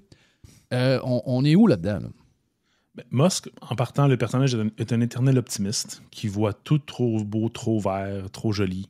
Sa Tesla, là, à 30 000, là, qu'il nous avait promis en 2006, là, a pris quand même plus que 2-3 ans à arriver. Donc, tu sais, le trend en ce moment avec le gars de ChatGPT et les autres, c'est qu'ils cherchent à atteindre le AGI, Artificial General Intelligence, donc une intelligence généralisée artificielle qui permet finalement non seulement d'être entraîné, mais de s'auto-apprendre et de s'auto-évoluer. Un peu comme un Skynet, comme dans Terminator, là, si on veut. Donc, ça serait un peu ça qui est comme le summum. Puis tout le monde dit « Ah oui, on va l'avoir d'ici 6 mois, d'ici 6 mois. » Mais ça fait 2 ans qu'ils nous disent ça. Là. Donc, tu sais, il y a toujours une partie un petit peu trop d'optimiste, à mon avis. Donc, ça va prendre, à mon avis, encore une couple d'années avant de se rendre là. Ce qu'on risque de voir d'ici là, c'est une amélioration de l'AI qui va sembler être intelligente, qui va nous truquer, si on veut. Un peu comme le fameux test de Turing, où ce que tu prends une intelligence artificielle puis tu la fais faire une discussion avec un humain, puis est-ce que l'humain peut savoir si c'est un AI ou un humain? T'sais? Quand tu réussis à confondre l'être humain, ben, tu as réussi le test de Turing, ben, on va juste s'approcher de plus en plus de ça. Un peu comme on dit, on se rapproche d'un zéro absolu en mathématiques, mais on ne va jamais toucher zéro. Ben, on va toujours être de plus en plus proche. Des fois, ça va être rendu infiniment proche, mais on ne sera juste pas dessus encore. On va se rapprocher. Ça, c'est l'aspect optimiste, puis le but ultime de l'AI, c'est de se rendre là.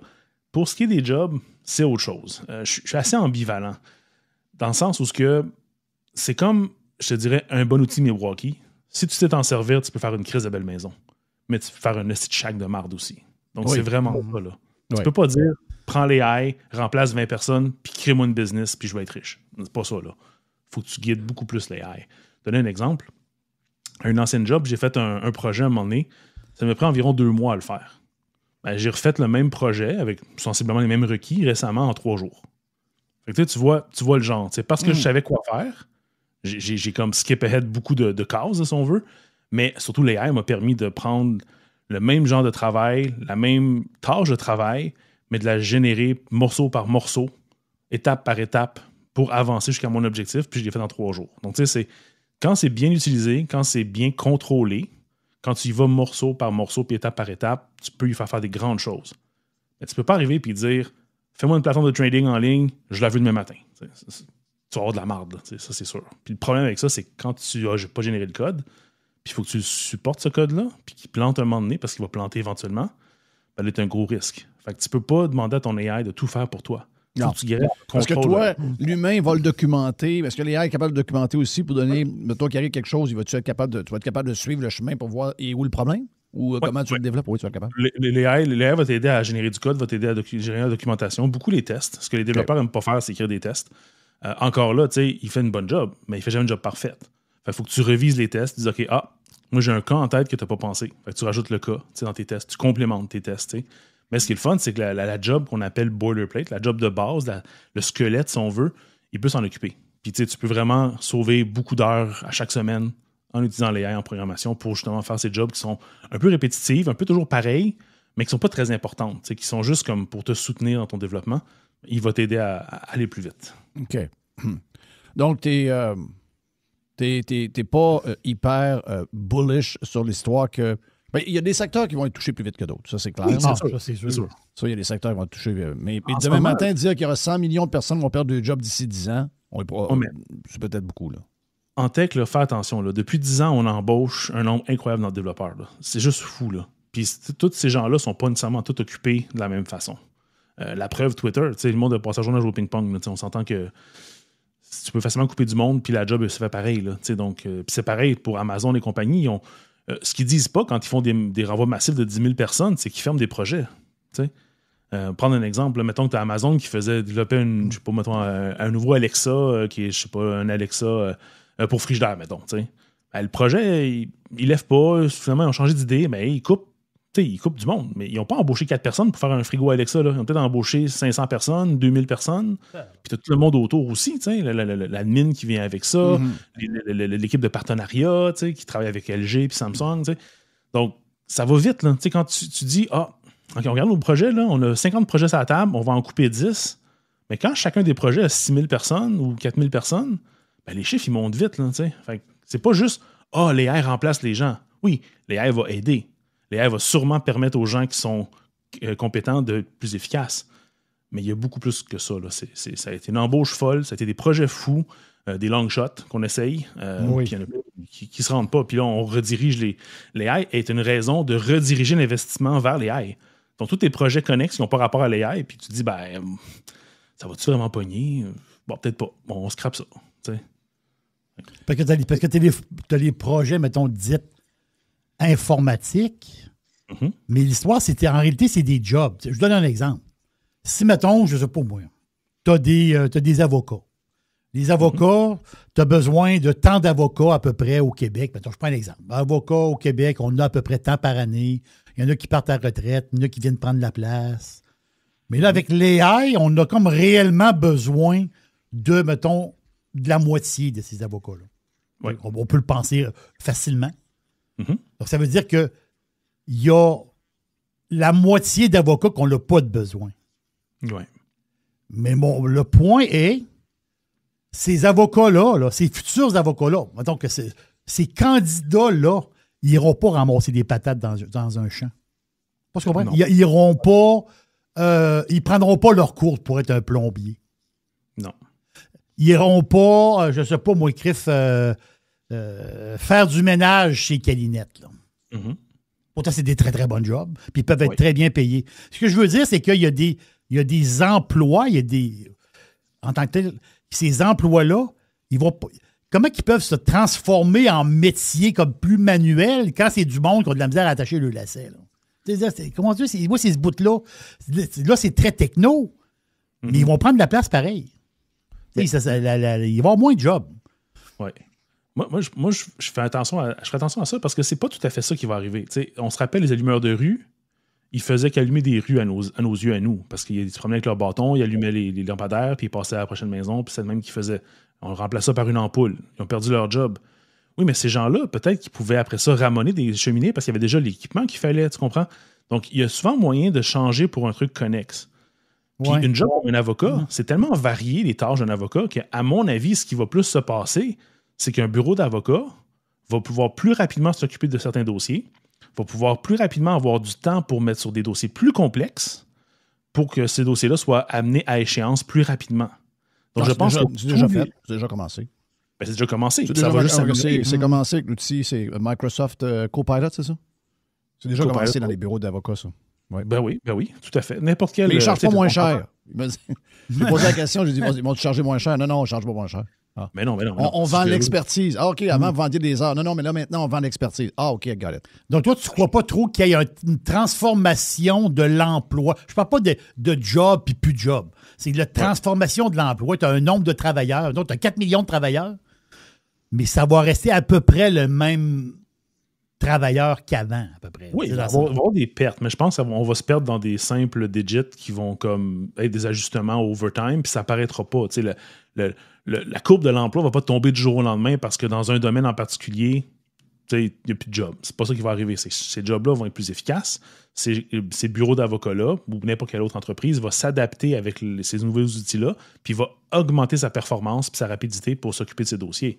Yann Séjean avait parlé il n'y a pas longtemps. Il disait au début, quand il avait commencé, il fallait qu'il fasse signer un paquet de papier par ses clients. Il fallait qu'il voie ses clients à chaque semaine. Il calculait ça, qu'aujourd'hui, pour le même nombre de clients, ben, ça y prend le 5e du temps à faire la même job. Ben, il n'y a pas eu d'AI, là. C'est juste certains processus qui sont améliorés. Oui. Après ça, tu dis, dans mon travail d'avocat, par exemple, il faut que je fasse un recensement de, je ne sais pas moi, 10 poursuites avec le rapport du juge. Ben, l'AI va te l'analyser en 5 minutes au lieu que tu passes la journée dessus. Ben, tu viens de te sauver un 7 heures, 8 heures.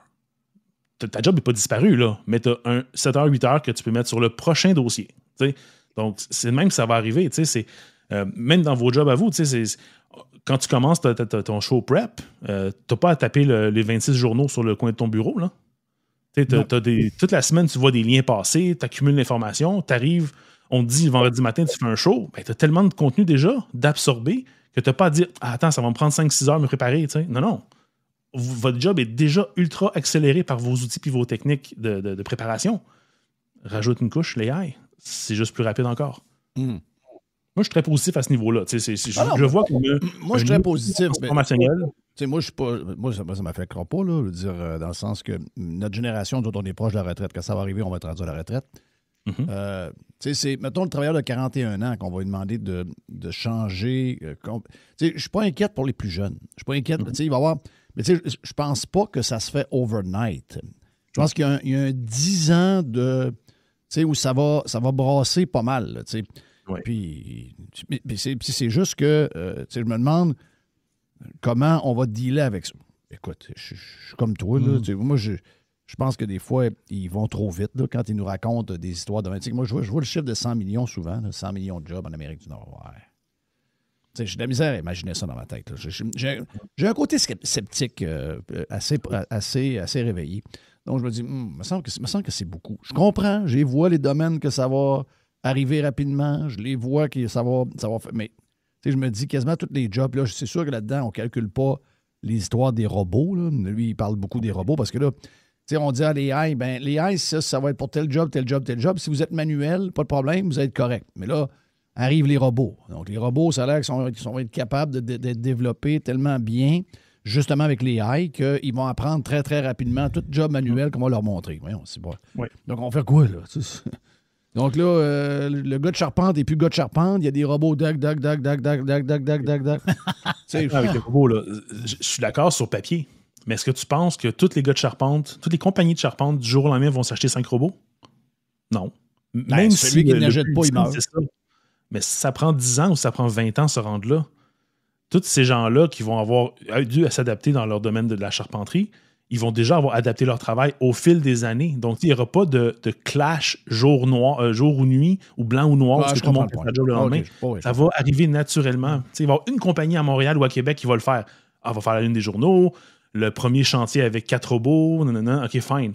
Mais si c'est 4 robots sur une maison, c'est une fois. Attends, là, le temps que l'industrie soit affectée, ça va en prendre en maudit l'investissement, là. Donc, moi, j'ai pas peur pour ça. Je pense que ça va arriver tellement graduel, là. Thank you à Alex, le pirate geek, mon ami Jerry. Merci, Alex. Beau petit tour. Si vous en voulez plus, on a jasé d'une tonne de sujets, Jerry, avec Alex. Donc, si vous en voulez plus, allez sur radiopirate.com pour la version Prime. Radiopirate.com